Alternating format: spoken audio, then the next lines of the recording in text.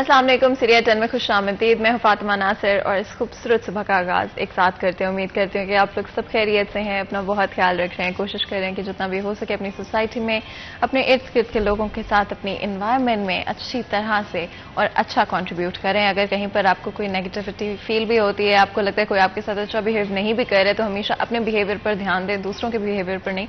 और उनका बिहेवियर देखते हुए अपने बिहेवियर को चेंज मत करें, अपने मूड को खराब मत करें। किसी और का मूड खराब है, वो आपसे अच्छे से बात नहीं करे तो उनको थोड़ी देर के लिए इग्नोर कर दें। खुद थोड़ी देर के लिए काम डाउन हो, फिर जाके सिचुएशन के साथ डील करने की कोशिश करें। प्रोग्राम का आगाज करते हुए एक अच्छे ख्याल, एक अच्छी सोच के साथ एक दिन एक नेकी में मुफ्ती अहमद अली हमारे साथ मौजूद होंगे। चलते हैं नहमदुहु व नुसल्ली अला रसूलिहिल करीम, अम्मा बाद।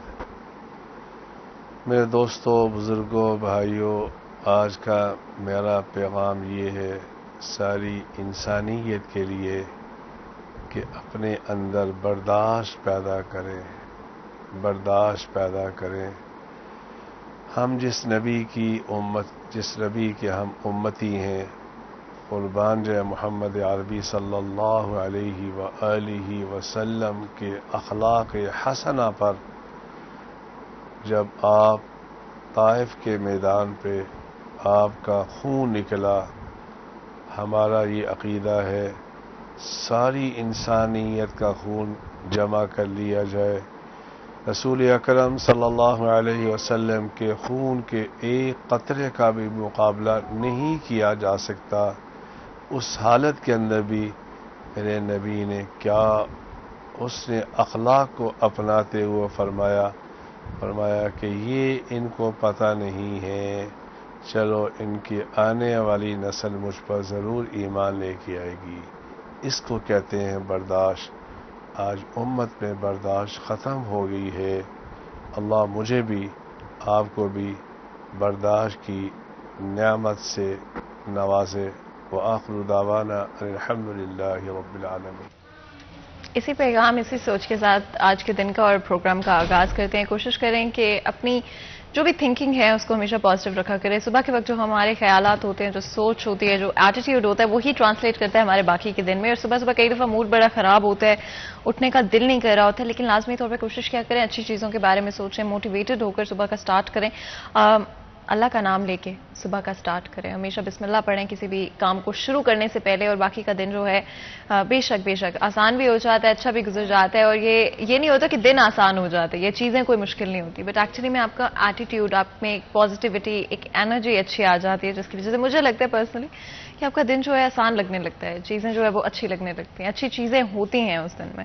हमारा नेक्स्ट सेगमेंट होगा टुडेज वेदर।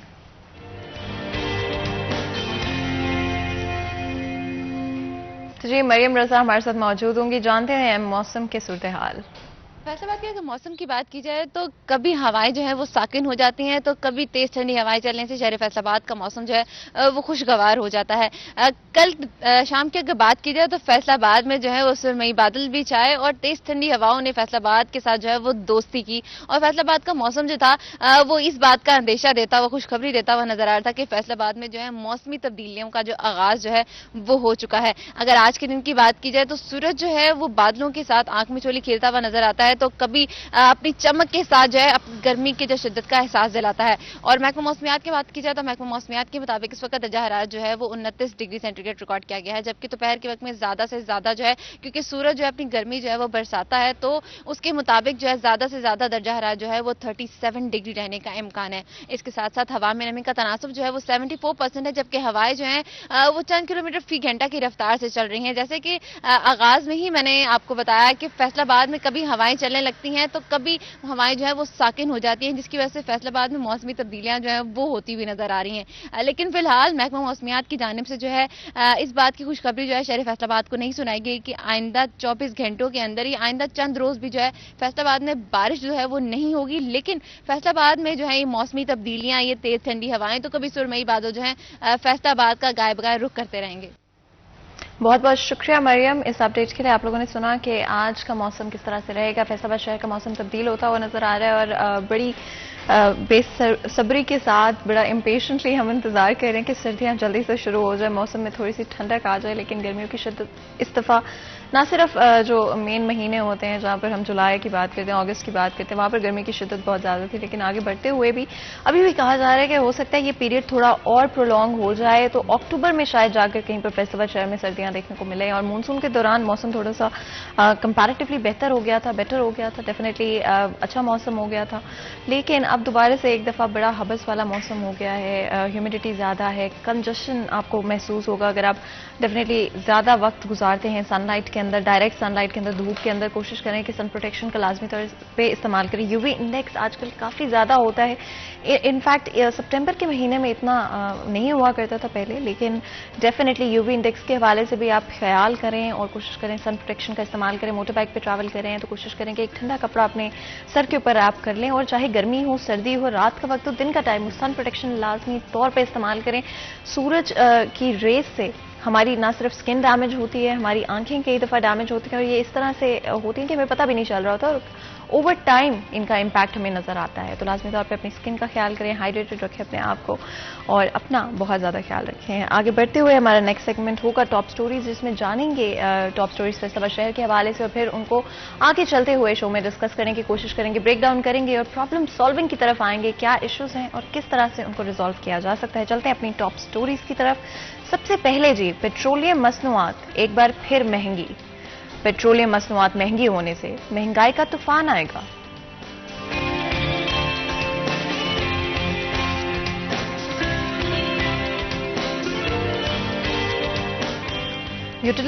यूटिलिटी स्टोर्स पर अशियाए खुर्दोनोश महंगी। गरीब के लिए यूटिलिटी स्टोर्स से अशियाए खरीदना भी मुश्किल हो गया।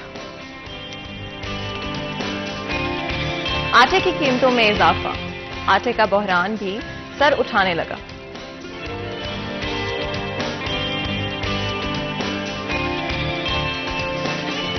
जी, ये थी हमारी आज की टॉप स्टोरीज, और आगे चलते हुए हमारे साथ बहुत ही खास मेहमान मौजूद होंगे जिनसे गुफ्तगू करेंगे इसी हवाले से। तो जी, सबसे पहले हमारे साथ उमर अजमत मौजूद है, हमारे सीनियर रिपोर्टर हैं। आपको वेलकम करते हैं उमर, बहुत बहुत शुक्रिया आज हमारे लिए और हमारे शो के लिए वक्त निकालने के लिए। इसी के साथ राना नईम दस्तगीर भी हमारे साथ मौजूद हैं, जो कि सिटी प्रेसिडेंट हैं पीपल्स पार्टी के। आपको वेलकम करते हैं शो में, बहुत बहुत शुक्रिया आज हमारे लिए हमारे शो के लिए वक्त निकालने के लिए। जिस तरह से मैं बात करी थी बिगनिंग में, डेफिनेटली डिफरेंट महंगाई से रिलेटेड इश्यूज आज कोशिश करेंगे कि डिस्कस करें, और ना सिर्फ ये कि वो एग्जिस्ट करते हैं, बट ऑल्सो कि उनके बारे में क्या किया जा रहा है और किस तरह से लोगों पर, हमारी आवाम पर इन इश्यूज का इम्पैक्ट होता हुआ नजर आ रहा है। अगर पेट्रोलियम आइटम्स की हम बात करते हैं, एक महंगाई का तूफान आते हुए नजर आया उमर, और जहां तक आवाम की बात है, आवाम की पहुंच से एब्सोल्युटली बाहर हो गई हैं चीज़ें, चाहे वो हम इंडस्ट्री की बात करते हैं, चाहे हम एक आम शख्स की बात करते हैं, एक सैलरी पर्सन की बात करते हैं, चाहे हम किसी बिजनेस ओनर की बात करते हैं, हर एस्पेक्ट पे इन सोसाइटी, हर क्लास पर इसका इम्पैक्ट होता हुआ नजर आया। प्राइसेस ऑलमोस्ट डबल हो गई कुछ ही महीने के अंदर। कितना इम्पैक्ट और आपको लगता है आगे चलते हुए आएगा, क्या और प्राइसेस बढ़ेंगी? बिस्मिल्लाहिर्रहमानिर्रहीम। जिस तरह के आपने प्रोग्राम के इब्तिदा में टॉप स्टोरीज और पब्लिक इशूज से की है कि अवामी जो मुश्किलात हैं इस वक्त पाकिस्तानी कौम को, फैसलाबादियों को दरपेश, उससे आपने इब्तिदा की है। पेट्रोलियम प्राइसेस की हम बात करें तो आप देखें हर महीने या हर 15 दिन बाद बतदरीज उसकी कीमत में इजाफा हो रहा है, और पेट्रोलियम मसनूआत की कीमतों का ताल्लुक सिर्फ किसी गाड़ी या ऑटोमोबाइल्स में इस्तेमाल होने वाले ईंधन के तौर पे नहीं है, बल्कि हमारा जितना भी प्रोडक्शन सेक्टर है, जितनी इंडस्ट्री है, आप कह लें कि ज़रूरियात ज़िंदगी की तमाम अशिया पर इसका इम्पैक्ट आता है जब पेट्रोलियम मसनूआत की कीमतें बढ़ती हैं। वो चाहे एग्रीकल्चर हो, वो इंडस्ट्री हो, वो कोई भी ज़िंदगी का शोबा हो, हर जगह पे उस इम्पैक्ट आता है। लेकिन हमारी बदकिस्मती यह है कि आप देखें कि आलमी सतह पे पेट्रोलियम मसनूआत की कीमतें कम हुई हैं, लेकिन पाकिस्तान में उसकी कीमतें जो हैं वो बढ़ रही हैं। हमारे जो इस वक्त के हुक्मरान हैं, जो मीडिया पे आज आंसू बहाते हैं और कहते हैं कि वो बेबस हैं इस महंगाई के सामने, अवाम को रिलीफ देना चाहते हैं, मगर दर हकीकत उसमें यह है कि माहाना अरबों रुपया पेट्रोलियम मसनूआत पर लेवी की मद में, टैक्सेस की मद में गवर्नमेंट कमा रही है। अगर वही पैसा आवाम को सब्सिडी की मद में रिलीफ दिया जाए तो उसकी कीमतों में कमी लाई जा सकती है। अपने अखराजात तो इन हुक्मरानों के वहीं पे हैं, इन अशराफिया के अखराजात जो हैं उनमें इजाफा होता चला जा रहा है। आए रोज कभी हमने नई गाड़ियां खरीदनी हैं, कभी पार्लियामेंट हाउस की तज़ीन व आराइश होनी है, कभी वजीर आजम हाउस की, कभी वज़रा लॉजिस की, पार्लियामेंटेरियन के लॉजिस की। तो करोड़ों रुपए, अरबों रुपए उन प्रोजेक्ट्स पे खर्च किए जा रहे हैं। गैर तरक्याती फंड्स की मद में अरबों रुपए खर्च किए जा रहे हैं, प्रोटोकॉल्स पे अरबों रुपए खर्च किए जा रहे हैं। लेकिन जहां पे अवाम को रिलीफ देने की बात आती है तो वहां पे ये कह देते हैं कि जी हम बेबस हैं, महंगाई बहुत ज्यादा है, IMF की कंडीशंस हैं, हमने IMF के कर्जे वापस करने हैं, उनकी सूद की इंस्टॉलमेंट्स वापस करनी है। लेकिन आप देखें सारी सूरत हाल में अवाम के लिए इनके पास रिलीफ की कोई पॉलिसी नहीं है। यही सूरत हाल आप देखें आटे की हो रही है, गंदम की हो रही है कि जब पंजाब हुकूमत ने, अब तो गंदम का सीजन नहीं है, खरीदारी हुकूमत कर चुकी है, जब गंदम निकली थी तब अप्रैल में या मई में, अब आके सितंबर के एंड पे हुकूमत किस बुनियाद पे वो गंदम की कीमतें बढ़ा रही है। आप देखें आटा कहां पे पहुंच गया, 110 रुपए किलो, 115 रुपए किलो, हर किसी का अपना रेट है, मार्केट को चेक करने वाला कोई नहीं है। ना सिर्फ पंजाब गवर्नमेंट, वफाकी गवर्नमेंट, दोनों गवर्नमेंट्स जो है वो अवाम को डिलीवर करने में बुरी तरह से नाकाम है। सिर्फ और सिर्फ इनको अपने मफादात और अपनी सियासत अजीज है। आपसे भी दस्तगीर साहब मैं पूछना चाहूंगी, as a part of the government अभी क्यों गवर्नमेंट प्रायोरिटाइज नहीं कर पा रही आवाम के मसाइल को? क्यों आवाम बार बार पिसती हुई नजर आती है डिफरेंट इश्यूज के अंदर, डिफरेंट एस्पेक्ट्स में? आवाम क्या अफोर्ड कर सकती है किसी भी तरह के पेट्रोलियम प्रोडक्ट्स, या इवन अगर हम रोजमर्रा की अशिया की बात करते हैं, क्वाइट ऑनेस्टली आज आवाम इस तरह के पॉइंट पर है कि कुछ ये खरीदना तक मुश्किल हो गया। बिस्मिल्लाहिर्रहमानिर्रहीम। यहां आप सिर्फ पेट्रोलियम प्रोडक्ट्स को डिस्कस कर रहे हैं, इसके अलावा कोई जो हमारी ज़रूरियात ज़िंदगी हैं किसी भी तरह की, उन सब के ऊपर महंगाई का यही आलम है। और आम आदमी की इसमें कोई शक नहीं है कि ज़िंदगी गुजारना महाल हो चुका है, बल्कि नामुमकिन हो चुका है। ये जो नौबत इस वक्त मुल्क की इक्तिसादी और मुआशी सूरत हाल की है, ये कोई एक या दो चार दिन की नहीं है। एक अरसे से इस मुल्क में गैर नुमाइंदा पॉपुलर वोट के बगैर हुकूमतें मुल्क चलाती रही हैं, जिसके सबब ये मसाइल पैदा हुए हैं। और बदकिस्मती से वो रियासतें इस्तेहकाम और खुशहाली की तरफ गामजन होती हैं जहां पर स्टेबिलिटी ऑफ गवर्नमेंट और कॉन्टीन्यूटी ऑफ पॉलिसीज चलती रहती है, कायम होती है। इस वक्त हम IMF के फंड्स पर अपने मुल्क को चलाते हैं और इंतखाबात में जो इलेक्शन आते हैं हमारे पास, उसमें जो तबका, जो क्लास मुंतखब होकर असेंबली में पहुंचता है, जब तक ये क्लास असेंबली में जाती रही, इस मुल्क के मसाइल का हल नहीं होगा। मैं एक सियासी आदमी हूं, उसका जो मेरे जहन में सियासी जवाब या सियासी उसकी बुनियाद है वो अर्ज कर रहा हूं। जब तक इंतखाबी अमल से पैसे का अमल दखल खत्म नहीं होगा, आम आदमी पार्लियामान में नहीं जाएगा, आम आदमी के मसाइल हल नहीं होंगे। बदकिस्मती से आज ना तो पॉलिटिकल पार्टी आम आदमी को टिकट देती है, ना वोटर आम आदमी को वोट देता है। जिसके पास बड़ी गाड़ी, 10 गनमैन और बूदबाश ना हो, उसका कैंडिडेचर ही उनको जचता नहीं है। जब तक इन चीजों का खात्मा, पाकिस्तानियों को कौम बनना होगा, पाकिस्तान हमने बनाया था, पाकिस्तान चलाने के लिए कौम बनना होगा, हमें पाकिस्तानी बनना होगा। हम ये चमकती दमकती चीजों को छोड़कर अपने वसाइल में रहें, सादा जिंदगी अपनाएं, सादा तर्ज जिंदगी अख्तियार करें और नाअहल और करप्ट लोगों को जो बगैर मंशूर के आते हैं उनको वोट न दें, बल्कि मकबूल वोट जो है अवामी वो सही तरीके से इस्तेमाल हो और मुल्क को गामजन किया जाए। इस वक्त की जो सूरत हाल है ये कोई 2, 4, 6 महीने की नहीं है। ये जो हुकूमती तब्दीली आई थी, मैं ये वसूख से बात कह सकता हूं कि अगर कितने भी बुरे हालात हैं, अगर पीटीआई की वो जिस तरह से भी वो उनको बनाया गया था, वो अगर वो हुकूमत में रहते तो मुल्क अब तक डिफॉल्ट कर चुका होता। और जिस दिन इमरान की गवर्नमेंट खत्म की है, कोई शख्स उसके साथ नहीं था, वजह थी महंगाई। लेकिन अब ये चूंकि हमारे अपने वसाइल नहीं है, ऊपर से सैलाब आ गया, ये सबसे बड़ी एक आफत है जिसका हमें सामना है। और ऊपर से वो वावेला इस तरह से उस तरह से सियासी बदमजगी, अनारकी, अब जो दावा किया जा रहा है कि मुझे गलत तरीके से निकाला गया, हालांकि ये सही तरीके से निकाला गया है, बल्कि इनको लाया गलत तरीके से गया था। तो ये मेरी है इस मामले में कि महंगाई जो है वो बाहर सूरत मेरी बिल्कुल हुकूमत से पूरी ये मुतालबा है पुरजोर कि हुकूमत अपने अखराजात पर कट लगाए और अवाम को रिलीफ दे। बेशक वुज़रा की तनख्वाहें बंद करे, उन्हें कहें कि जो बगैर तनख्वाह के काम कर सकता है वो करे, बाकी सब जो है पब्लिक रिलीफ में दें। अभी ये पंजाब गवर्नमेंट ने चंद दिन पहले कितनी गाड़ियां खरीदी, सैलाब फंड में क्या किया उन्होंने। अब हर कोई अपने अपने लगा हुआ है, कौमी सोच खत्म हो चुकी है। पूरे पंजाब का बजट खत्म करके सिर्फ गुजरात को 15 अरब दे दिए गए हैं डेवलपमेंट के लिए, पूरे पंजाब की एडीपीज खत्म कर दी गई हैं। ये चीजें जो हैं, ये अफरा तफरी का जो आलम है, इसके लिए सियासतदानों को भी कौमी सोच अपनाना होगी और आम वोटर को भी सियासी शऊर और तदब्बर से काम लेना होगा। मेहर, आप कुछ ऐड करना चाहेंगे? बिल्कुल, राना साहब ने बहुत अच्छी बात की है।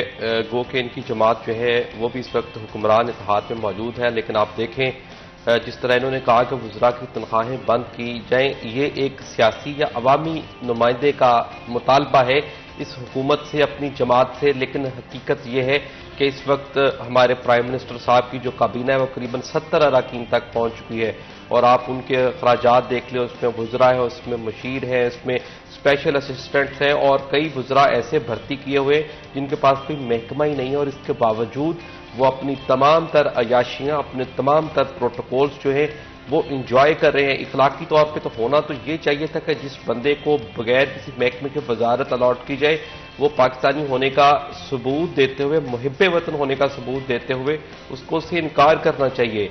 मगर आप ये देखें कि किस बेदर्दी के साथ, गैर मुनसिफाना तरीके के साथ अवाम के वसाइल पर ये लोग काबिज हैं, और बजाय इसके कि आप देखें इस वक्त पाकिस्तान तारीख के बदतरीन वक्त दौर से गुजर रहा है कि एक तरफ तो हमारी जो मईशत है वो बुरी तरह से मुतासर हो रही है, हमारी जीडीपी नीचे जा रही है, हमारी एक्सपोर्ट्स नीचे जा रही हैं, डॉलर की बेलगाम प्राइसेस हैं। दूसरी जानब हमें सैलाब ने करीबन हमारे चारों सूबों को बुरे तरीके से मुतासर किया है, अरबों डॉलर का नुकसान हो चुका है, शहरों के शहर, बस्तियां, देहात उस सैलाब में बह गए हैं।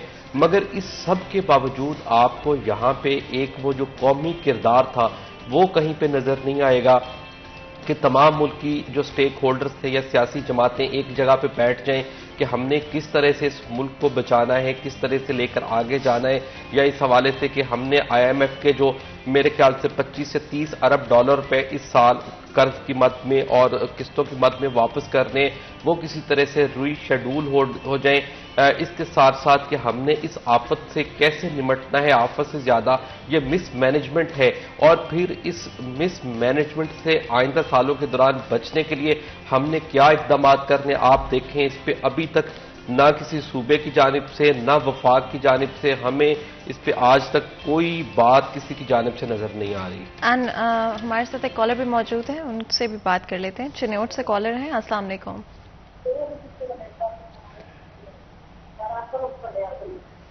अस्सलाम वालेकुम, कौन बात कर रहे हैं? हेलो, अस्सलाम वालेकुम जी, अपना नाम बताइएगा। जी, मेरा नाम मोहम्मद मदर। जी बताएं, कुछ पूछेंगे, कुछ शेयर करना चाहेंगे? जी, मैं ये कह रहा हूँ कि मैं ठेलादार आदमी हूँ, रेडी चलाता हूँ मैं जी। तो यानी कि जो महंगाई है ये दिन ब दिन बढ़ती जा रही है, कोई इसके ऊपर जो है कोई रोकने वाला कोई नहीं है। तो इतना मुश्किल गुजारा है मेरा। मैं खुद सांस का मरीज हूँ, काला यरकान है मुझे, 3 बच्चे हैं मेरे, और जो है ये बिल्कुल गुजारा इतना मुश्किल है मेरा कि जो है ना, मैं काम वैसे बहुत कम करता हूँ, मैं रेडी लगाता हूँ, मेरा सांस फूल जाता है।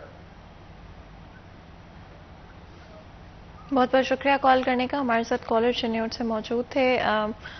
उन्होंने बात की अपने हवाले से और किस तरह से इस महंगाई का इम्पैक्ट उनकी ज़िंदगी पर हो रहा है, उनकी फैमिली लाइफ पर हो रहा है, क्वालिटी ऑफ लाइफ पर हो रहा है, जो एक्सेस है बेसिक नेसेसिटीज़ का ज़िंदगी के लिए, उन पर किस तरह से इम्पैक्ट कर रहा है। बहुत ही अफसोस की बात है कि दावे बहुत किए जाते हैं जब पॉलिटिकल स्पीचेस होती हैं, पॉलिटिकल गैदरिंग्स होती हैं, उसमें बातें तो बहुत की जाती हैं, लेकिन ये सोच के दिल दुखता है कि हमारे मुल्क में जो एक्चुअल लोग हैं, जो कि मैटर करते हैं, जो अवाम मैटर करती है, कुछ रियलिटी में रियलिस्टिकली उनके लिए कुछ किया नहीं जाता। बातें बहुत की जाती हैं लेकिन किया कुछ नहीं जाता। यहाँ पर एक ब्रेक लेते हैं, कहीं मत जाइएगा, हमारे साथ रहिएगा। लेकिन इससे पहले कि हम ब्रेक में जाए, मैं ये ज़रूर कहना चाहती हूँ एक दफ़ा फिर कि हमारी हमेशा कोशिश है कि आप लोगों की आवाज़ को आगे लेकर जाएं। तो हमारी यही कोशिश रहेगी आगे भी कि आपकी कहानी, आपकी ज़िंदगी के मसाइल को शेयर करें, और जितना भी मुश्किल हो ये हमारी हमेशा हमेशा कोशिश रहेगी। यहाँ पर एक ब्रेक ले लेते हैं, कहीं मत जाएगा, हमारे साथ रहिएगा।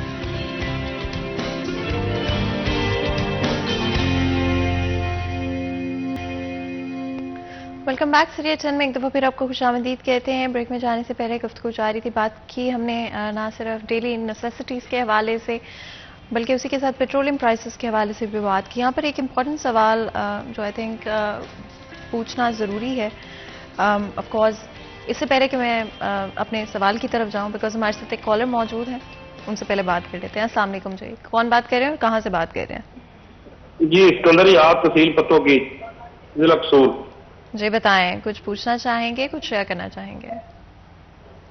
जी हम ये पूछना चाहते हैं जी कि आज जो मुस्लिम लीग नून है, ये तो पहले ही बहुत बदनाम हो चुकी थी, ये तो पहले ही बहुत बदनाम हो चुकी थी।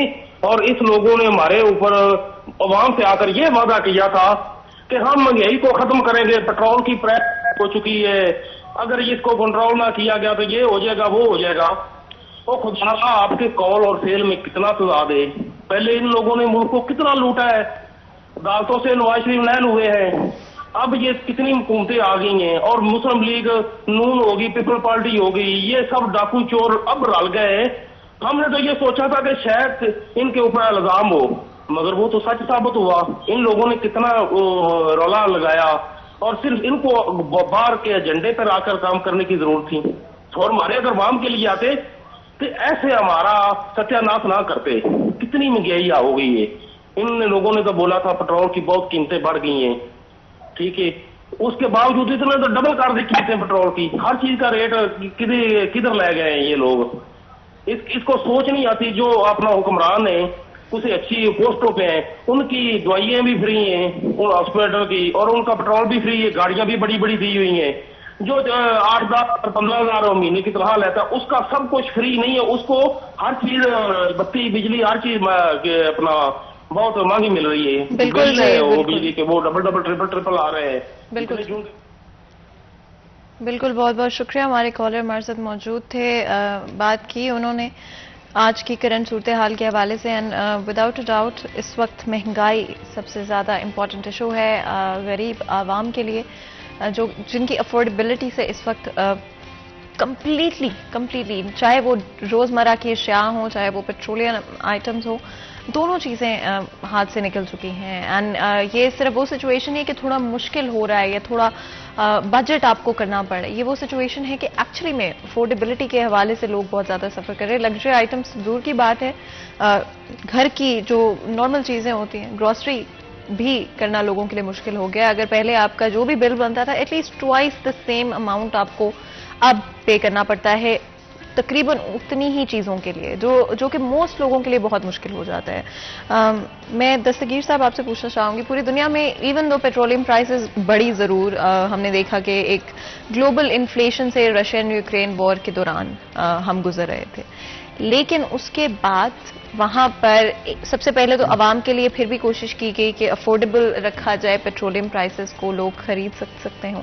उसके अलावा अब प्राइसेस एक दफ़ा फिर वापस जाती हुई, कम होती हुई नजर आ रही है, लेकिन पाकिस्तान में जहाँ पर प्राइसेस स्टैंड करती थी वहीं पर खड़ी हुई हैं। इसके पीछे कोई खास वजह, और क्या आने वाले वक्त में प्राइसेस कम होती हुई नजर आएंगी? इसका बड़ा सीधा सा जवाब है कि दीगर ममालिक जिनके साथ हम अपना कंपैरिजन करते हैं वो एक वेलफेयर स्टेट्स हैं, डेमोक्रेटिक स्टेट्स हैं, और उनके अंदर जो वसाइल हैं उनकी तकसीम दुरुस्त है और उनकी इकानमी बहुत अरसे से मुस्तहकम है। वहाँ के अवाम जो हैं वो सही इंतखाब करते हैं और गवर्नमेंट्स भी फिर डिलीवर करती हैं। या हम तो एक अरसे से कर्जे पे चल रहे हैं। पीटीआई की गवर्नमेंट ने अपने 4 साल इक़्तिदार में जितना कर्जा लिया उससे कहीं कम माजी में हुकूमतों में लिया। वो तो अपने 4 सालों में पिछला सारा रिकॉर्ड तोड़ गए थे, रिकॉर्ड तोड़ दिया उन्होंने कर्ज लेने का। अब वो उस कर्ज को वापस करने के लिए और आईएमएफ की उनके की हुई मुआहिदों की पासदारी करने के लिए ये तमाम कड़वे घूंट और मुश्किल फैसले करने पड़ रहे हैं, जो कि बिलाशुबा तकलीफ दे। मैं भी एक पाकिस्तान का शहरी हूं, मुझे भी बिल देना, पेट्रोल डलवाना बहुत मुश्किल है। मेरी भी इसमें हालत जो है वो बहुत दगरगू हो चुकी है। मैं भी मुतासरीन में से एक मुतासरा शख्स हूं। लेकिन ये जब बात करते हैं ऐसे कर देंगे, वैसे कर देंगे, वैसे कर देंगे, तो फिर इन्हें सोचना चाहिए, कभी उसको कभी उसको कभी उसको। ये जो तजर्बात हैं ये मुल्क में नहीं होने चाहिए। अवाम को भी चाहिए कि वो आम आदमी को वोट दे, आम आदमी को वोट दे। मिडिल क्लास से जब क़यादत पार्लियामान में जाएगी उनको पता होगा कि आम आदमी के मसाइल क्या है और वो आम आदमी के मसाइल हल करेगी। पाकिस्तान पीपल्स पार्टी तो है ही आम आदमी की जमात। हमने तो इसमें जितनी, अब ये जो हम पर इल्जाम है कि हमने इत्तेहाद किया, ये किया, नहीं।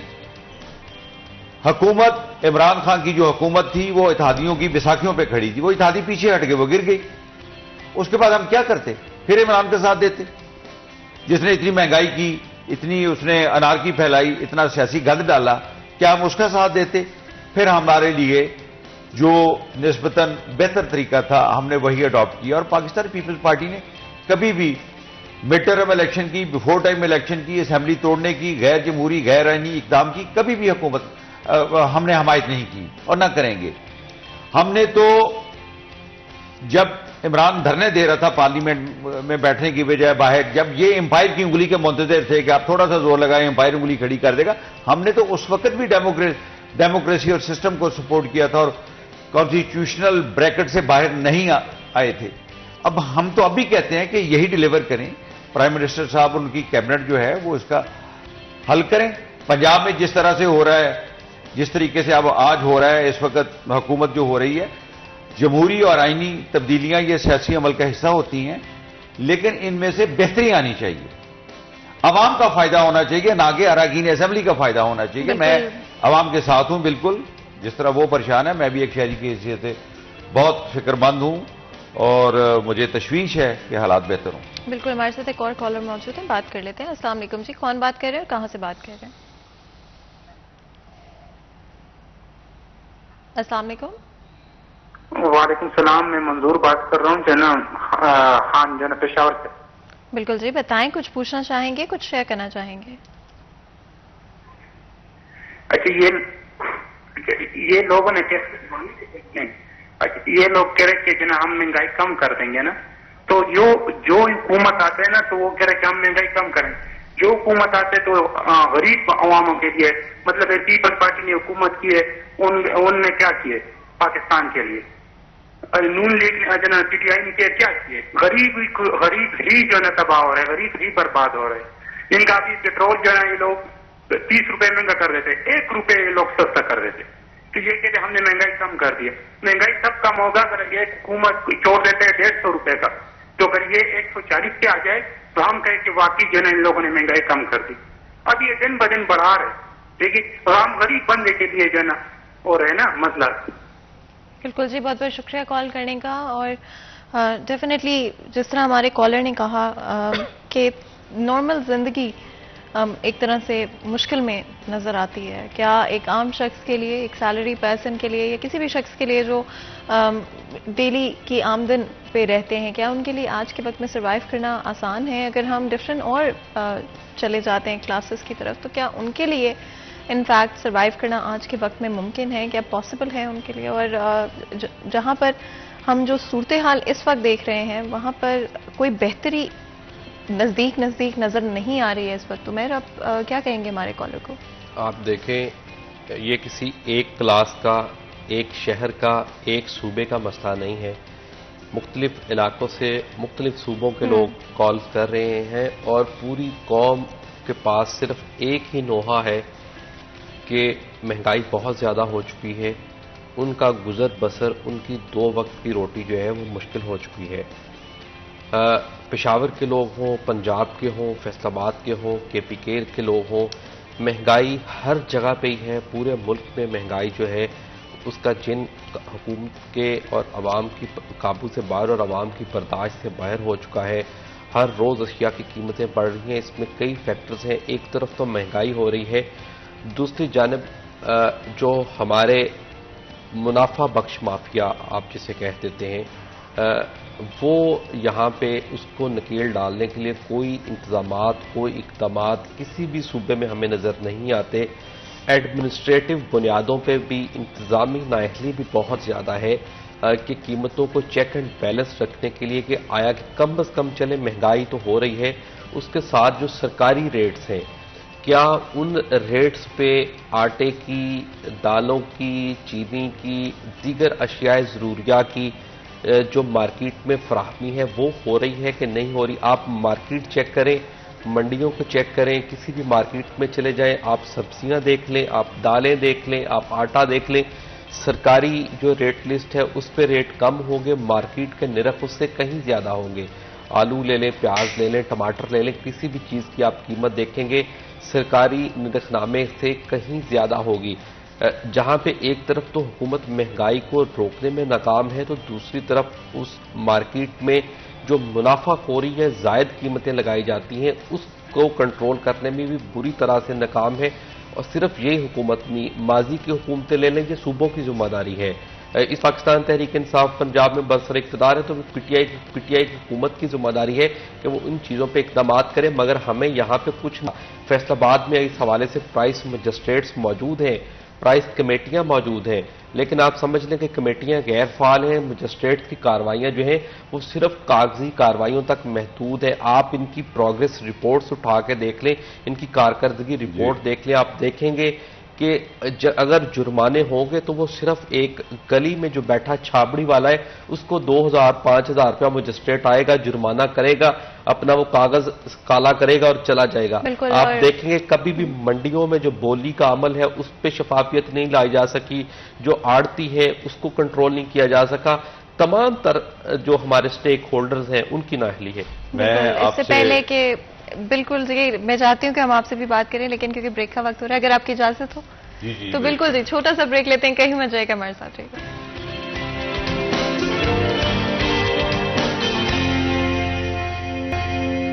वेलकम बैक CTHN में एक दफा फिर आपको खुशामदीद कहते हैं। ब्रेक में जाने से पहले गुफ्तगू जारी थी, बात की पेट्रोलियम प्राइसेस के हवाले से, ऑल्सो किस तरह से डेली नेसेसिटीज़ की प्राइसेस भी आवाम की पहुंच से बाहर हो चुकी है। हमारे शो में हमारे कॉलर्स ने भी अपना इनपुट दिया, किस तरह से आज एक नॉर्मल जिंदगी, एक बेसिक नेसेसिटीज़ और डिफरेंट, मतलब कुछ अगर आप लग्जरी आइटम्स की तरफ तो ना ही जाएं, बट अगर आप बेसिक चीज़ों की भी बात करें तो आज किस तरह से आवाम सफ़र कर रही है, उस हवाले से भी हमारी गुफ्तगू रही। आगे बढ़ते हुए दस्तगीर साहब, आप कुछ कहना चाह रहे थे हमारे कॉलर जी, मैंने अर्ज ये करना है कि पेशावर से मेरे भाई ने जो सवाल किया, मुख्तलिफ सवाल थे, उनमें एक सवाल था कि पीपल्स पार्टी ने अपने इक़्तिदार में क्या किया। तो जो सबसे आखिरी हमारे पास इक़्तिदार था 2008 से 2013 तक, उसमें मखलूक हुकूमत के बावजूद हंग पार्लियामेंट थी और हमने कोलिशन शिप में, पार्टनरशिप में हमने गवर्नमेंट चलाई। हमने इस मुल्क का में कॉन्स्टिट्यूशनल रिफॉर्म्स, आइनी इस्लाहात के जरिए इस मुल्क का आइनी और तंजीमी ढांचा दुरुस्त किया, NFC अवार्ड का मसला हल किया, ज़राअत पेशा और तनख्वाहदार तबकात के लिए जो कुछ हमारी पॉलिसियां रही हैं उसकी ना माजी में कभी मिसाल मिलती है, ना आइंदा करीब करीब में उसका कुछ नजर आता है। इसके अलावा बेशुमार छोटे छोटे ऐसे मसाइल थे जिनका हमने हमेशा के लिए ख़त्म किया और सियासी रवादारी को फ़रोग दिया, पॉलिटिकल विक्टिमाइजेशन को, सियासी रंजिश और तलखी को ख़त्म करके आम आदमी के लिए आसानियां पैदा की। और सबसे बढ़कर ये पेशावर वाले मेरे भाई के लिए है कि पीपल्स पार्टी ने इनका 70 साला मुतालबा सूबा सरहद का नाम तब्दील करके खैबर पख्तूनख्वा भी हमने हमारी जमात ने रखा था। तो इस तरह से ये कहना मुनासिब नहीं है कि पीपल्स पार्टी ने कुछ नहीं किया। हम आवाम की जमात हैं, खुदाई मखलूक की जमात है, आवाम के लिए सोचते हैं और आवाम के लिए इक़दाम करते हैं। बहुत शुक्रिया। बिल्कुल उमैर, अगर हम देखते हैं तो पॉलिटिकली हमें बार बार एक स्ट्रगल नज़र आती है, specially since March. I think ये ज़्यादा थोड़ी प्रोमिनेंट रही है, पहले भी थी लेकिन डेफिनेटली प्रोमिनेंट थोड़ी मार्च के बाद से हुई है। क्या कहेंगे इस पॉलिटिकल स्ट्रगल के बारे में, एंड कहीं पर ये ख़त्म होती हुई नज़र आ रही है? देखिए, किसी भी जो जमहूरी रियासत होती है वहाँ पे पॉलिटिकल अप्स एंड डाउन चलते रहते हैं, लेकिन जो दुनिया के महज़्ज़ब ममालिक हैं वहाँ पे जो इंतकाल इक़्तिदार है वो एक बड़े मुनज़्ज़म अंदाज में होता है। मगर हमारे यहाँ बदकिस्मती रही है कि इंतकाल इक़्तिदार जो है वो हमारा उस तरीके से, पहले तो ये होता था कि किसी जमात को टेन्योर नहीं पूरा हो पाता था। अब सूरत हाल ये है कि 5 साल या मुकर्रा जो मुद्दत है वो तो हुकूमतें पूरी कर जाती हैं, लेकिन असेंबली पूरी आप करती देखें पाकिस्तान तहरीक इंसाफ की जो हुकूमत है वो वफाक में नहीं कर पाई है। कुछ चीज़ें बेहतर हुई हैं लेकिन उसको मज़ीद बेहतर करने की ज़रूरत है। जिस तरह राना साहब ने शुरू में बात की थी कि हमें अपनी आवाम को भी एजुकेट करना होगा। जब तक हम अपने हकीकी नुमाइंदों का इंतखाब नहीं करेंगे, वो लोग जिनको अवामी मसाइल का अदराक नहीं है, जब तक उस तरह के लोग असम्बलियों में हमारे नुमाइंदे बन के आते रहेंगे तो वो अपने ज़ाती मुफादात को तरजीह देते रहेंगे। जब तक हमारे इलेक्शंस में पैसा चलता रहेगा उस वक्त तक हकीकी नुमाइंदे जो हैं वो असम्बली में या पार्लियामेंट में नहीं पहुंच सकते, क्योंकि वो आदमी जो एक पढ़ा लिखा आम आदमी है, मिडिल क्लास है, लेकिन अवाम की खिदमत का, मुल्क की खिदमत का उसके अंदर जज्बा है, लेकिन वो पैसे ना होने की वजह से पार्लियामेंट तक नहीं पहुंच सकता। जबकि उसके मुकाबले में ऐसे वो लोग जो कि पैसे के बलबोते पर, अपने नाम शोहरत के बलबोते पर इक़्तिदार जो पहुंच जाते हैं, तो वो लोग कभी भी अवामी मसाइल हल नहीं कर सकते। हमारे यहाँ भी बदकिस्मती ऐसी रही है कि वो लोग जो पार्लियामेंट में पहुंचते हैं, अवाम से वो पहले वादे करते हैं, लेकिन जब इक़्तिदार मिल जाता है तो वो उनको उनकी अवाम या फिर उनके जो वादे हैं वो सब भूल जाते हैं। मैंने ऐसे बहुत से लोगों को देखा है जो कि इलेक्शन के बाद 4-4 साल तक गायब रहते हैं। जब इलेक्शन का दोबारा साल आता है तो वो लोग फिर दोबारा हलकों में आते हैं और मेरी आवाम जो है वो फिर उन्हीं लोगों को वोट देकर फिर असेंबली में पहुंचाती है।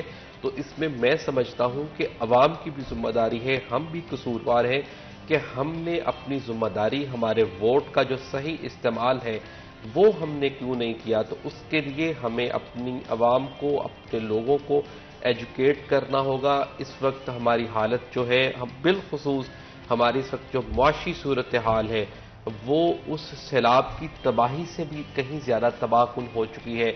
आप देखें कि अगर हमारी एक्सपोर्ट्स का ग्राफ नीचे आता है जो कि बेमुश्किल पहले 25 बिलियन डॉलर्स है, उसके मुकाबले में हमारी दरामदात देखें आप 75 to 80 बिलियन डॉलर्स पे चली जाती हैं।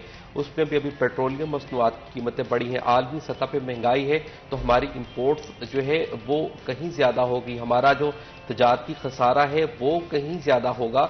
तो बजाय इसके कि हम फिर वही सियासत खेलते रहें, हमें मौसर पॉलिसियाँ बनाना होगी, हमें अवाम दोस्त, मुल्क दोस्त पॉलिसियाँ बनाना होगी और उसके साथ साथ महंगाई में कमी लाने के साथ साथ हुकूमत को चाहिए मुल्क की आमदन बढ़ाने के लिए, अवाम की आमदन बढ़ाने के लिए इक़दाम किए जाए, क्योंकि महंगाई को कम करने से कहीं ज़्यादा इस चीज़ की ज़रूरत है कि हम अपनी आमदन बढ़ाएं। अगर अवाम की आमदन बढ़ेगी, पर कैपिटा इनकम में इजाफा होगा, मुल्क की आमदन में इजाफा होगा, तो ही इससे हमारी सूरत हाल बेहतर हो सकती है। बिल्कुल, हमारे साथ एक कॉलर मौजूद है, फैसलाबाद शहर से बात करते हैं। अस्सलाम वालेकुम, कौन बात कर रहे हैं? जी आवाज बात कर रहा हूँ फैसलाबाद मदीना टाउन से। जी बताएं, कुछ शेयर करना चाहेंगे, कुछ पूछना चाहेंगे? हाँ जी, मैं सिटी सदर पीपल्स पार्टी नईम दस्तगीर साहब से बात करना चाहूँगा। जी वो सुन रहे हैं आपकी आवाज़। अस्सलाम वालेकुम नईम भाई, क्या हाल है? ठीक है? खरीद जी अल्हम्दुलिल्लाह ठीक हूँ मैं, आप सुनाइए। अच्छा, आप मुझे वैसे तो जानते होंगे बहुत अच्छी तरह, तो मुझे ये बताइए, जो इस वक्त जो गवर्नमेंट हमारा का हाल कर रही है, ये जो पोल्यूशन पार्टनर है, कल इन्होंने दो मिनिस्टर एडवाइजर हो रही है, 72 की ये इनकी कैबिनेट होगी। मुल्क में गरीबों के पास पैसा नहीं है रोटी पाने के लिए, खाने के लिए, आम आदमी के लिए। लेकिन इस वक्त हालात जो है मुल्क के सबसे ज्यादा कशीदा ये जो सैलाब की सरकार में ये कैसी गवर्नमेंट है, क्या सोच रही है, किन के लिए सोच रही है? ये सिर्फ अपना ही सोच रही है, ये अपनी एजेंसियां सोच रही है। वो लोग जो 70% हम लोग जिनकी मदद करने के लिए हमारा पाकिस्तान डूबा पड़ा है, उनकी तरफ तवज्जो नहीं, मिनिस्टरों की लाइन बढ़ती जा रही है, एडवाइजर की लाइन बढ़ती है। इससे क्या हाल है, क्या करेंगे हम लोग? गुजारिश ये है कि ये जो स्पेशल असिस्टेंट पिछले दिनों पाकिस्तान पीपल्स पार्टी से ताल्लुक रखने वाले प्राइम मिनिस्टर ने मुकर्रर किए हैं, इनके बारे में एक बड़ी वजाहत आ चुकी है कि इनके पास कोई फाइनेंशियल बेनिफिट नहीं होगा, कोई इनको मराहत नहीं मिलेंगी, कोई इनके अखराजात गवर्नमेंट नहीं उठाएगी। बिल्कुल, मैं एक दफ़ा अपने कॉलर का शुक्रिया अदा करना चाहती हूँ, और ताकि आप जो भी रिस्पॉन्स देना चाहते हैं दे सकते हैं। जी, तो जहां तक बात है इस वक्त हालात की या बर्डन की, मैं आपसे ये अर्ज करूंगा कि ये हुकूमत आने से पहले जो मुल्क के हालात थे वो भी ऐसे ही थे। ये उन्हीं पॉलिसियों का नतीजा है, लेकिन हमें अब एक दूसरे पर जिम्मेदारी डालने की बजाय इसके लिए अमली इकदाम करने होंगे कि ये हम निकलें।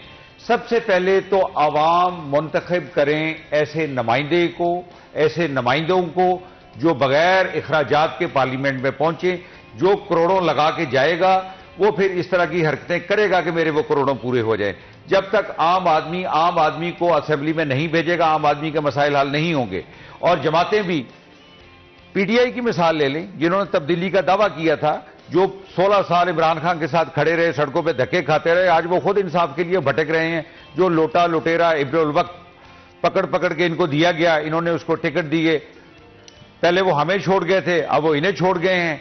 तो ये असल मसाइल का हल है कि आम आदमी जो है उनमें से जब असेंबली में जाएंगे, पार्लियामेंट जब आम आदमी पर मुश्तमिल होगी, जो अक्सरियत में है पाकिस्तान में आम आदमी, तो इस मुल्क का में हकीकी तब्दीली तब आएगी। बहुत शुक्रिया। उमर, आप कुछ ऐड करना चाहेंगे? जी बिल्कुल, यही बात जो राना साहब ने की है मैं भी कर चुका हूं। आप देखें कि इस वक्त अवाम का जो सबसे बड़ा मसला नहीं अलमिया, वो इस वक्त महंगाई है। और मैं समझता हूं कि तमाम हुकूमतों को, तमाम सियासी जमातों को, स्टेक होल्डर्स को मिल बैठना होगा, अवामी मसाइल के हल के लिए इक़दाम करने होंगे। ये ना हो, क्योंकि इस तरह से सर छुपाने से आपके मामलात हल नहीं होंगे, ये सूरत हाल मजीद बिगड़ती चली जाएगी। आप ये देखें कि हमारे तो 8 महीने रह गए, अब जब अगली हुकूमत आएगी देखी जाएगी, हुकूमतें तब्दील होती रहेंगी, लेकिन यह मुल्क हमारा है, ये लोग हमारे हैं। हमें इस मुल्क के बारे में, इन हुक्मरानों को हमारे बारे में, पाकिस्तान के बारे में सोचना होगा, क्योंकि ये पाकिस्तान होगा, मुस्तहकम मुल्क होगा, अच्छे खुशहाल अवाम होंगे, तो फिर ही एक बेहतर हुकूमत हो सकती है। बिल्कुल। अपने डिस्कशन को रैप अप करते हुए दस्तगीर साहब कुछ कहना चाहें अगर हमारी ऑडियंस को?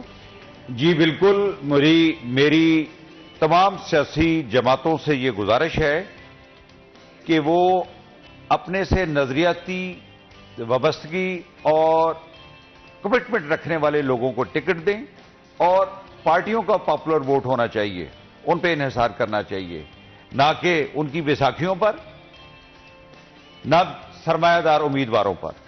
और आवाम भी अपने जैसे लोगों को वोट दें, अपने जैसे अवामी नुमाइंदे मुंतखब करें जो उनकी तबके के लिए, उस क्लास के लिए बेहतरी का सबब बन सकें। और इंतखाबी अमल से जो पैसे का बेदरेग इस्तेमाल है उसे आवाम ने और सियासी जमातों ने मिलकर निकालना होगा। जब ये इंतखाबी अमल से पैसा निकल जाएगा तो बहुत बेहतरी आ जाएगी, बहुत बेहतरी आ जाएगी। बहुत शुक्रिया। उमर, अगेन जो भी चीज़ें आज हमने डिस्कस की, स्पेशली अगर हम देखते हैं इन्फ्लेशन के हवाले से डिफरेंट पॉलिटिकल स्ट्रगल्स जो कि इस वक्त मुल्क में नज़र आती हैं, पेट्रोलियम प्राइसेस जो कि अभी भी अंडर कंट्रोल नहीं है, प्रोटोकॉल जो कि सिर्फ और सिर्फ बढ़ती हुई नज़र आ रही है। जितने ज़्यादा आप देखते जाएंगे डिपार्टमेंट्स, आपको उतनी ज़्यादा प्रोटोकॉल, चाहे वो सिक्योरिटी के हवाले से हो, डिफरेंट हाउसिंग के हवाले से हो, किसी न किसी तरह से आपको वहाँ पर भी नज़र आती रहेगी। क्या सूरत हाल में गवर्नमेंट की कारकर्दगी होनी चाहिए, क्या प्लान होना चाहिए, किस तरह से कट डाउन करना चाहिए, सब्सिडीज कहाँ पर लगानी चाहिए? देखें, सबसे पहले 2-3 चीज़ें हैं। हमें अपने अखराजात कम करने होंगे। हमें से मुराद हुकूमतों को, ब्यूरोक्रेसी को, तमाम जो रियासती इदारों में बैठे अफसरान हैं, लोग हैं, स्टेक होल्डर्स हैं, उनको अपने अखराजात में कमी करना होगी। तरक्याती और गैर तरक्याती बजट जो है उसमें लगाना होगा। और आप चूँकि सिचुएशन ऐसी है, वो रिलीफ आवाम को बराह रास्त दें, क्योंकि इस वक्त जो 2 वक्त की रोटी 30,000 रुपये आमदन या 40,000 वाले के लिए मुश्किल हो चुकी है। बाकी उसके लिए अपने बच्चों को अच्छे तालीमी इदारों में, क्योंकि हमारे यहाँ कुछ सरकारी, बिलखुसूस निचले लेवल पे जो सरकारी तालीमी इदारे हैं, उनमें ना तो अच्छी तालीम है, ना हमारे सरकारी अस्पतालों में अच्छा इलाज है, ना हमारे पास कोई अच्छा इंफ्रास्ट्रक्चर मौजूद है। ट्रैवलिंग के लिए हमारे पास ट्रांसपोर्ट सिस्टम नहीं है। तो हमारे पास ऐसा है कुछ भी नहीं। तो कम अज़ कम आवाम को जो 2 वक्त की रोटी है वही सुकून के साथ मिल जाए। तो उसके लिए हमें, हमारे हुक्मरानों को चाहिए कि वो रिलीफ जो अपने अखराजात पे या प्रोटोकॉल्स पे कट लगाएं और वो रिलीफ डायरेक्टली जो है वो आवाम को मुंतकिल किया जाए। इसके साथ साथ जो पेट्रोलियम मसनूआत पे लेवी या दीगर टैक्सेस लगाए जा रहे हैं, जिस तरह के गवर्नमेंट ने IMF से कॉन्ट्रैक्ट किया, मुआहिदा किया है कि इस साल के दौरान 50 रुपए तक फी लीटर पेट्रोलियम लेवी आयद की जाएगी, तो ये पेट्रोलियम मसनूआत की कीमतें हर महीने बढ़ती चली जाएंगी। तो इन तमाम चीज़ों को कंट्रोल करके इसमें आवाम को बराह रास्त रिलीफ फराहम किया जाए। बिल्कुल, आप दोनों का बहुत बहुत शुक्रिया आज हमारे लिए, हमारे शो के लिए वक्त निकालने के लिए। यहाँ पर बिल्कुल छोटा सा ब्रेक लेंगे, कहीं मत जाएगा, हमारे साथ रहिए।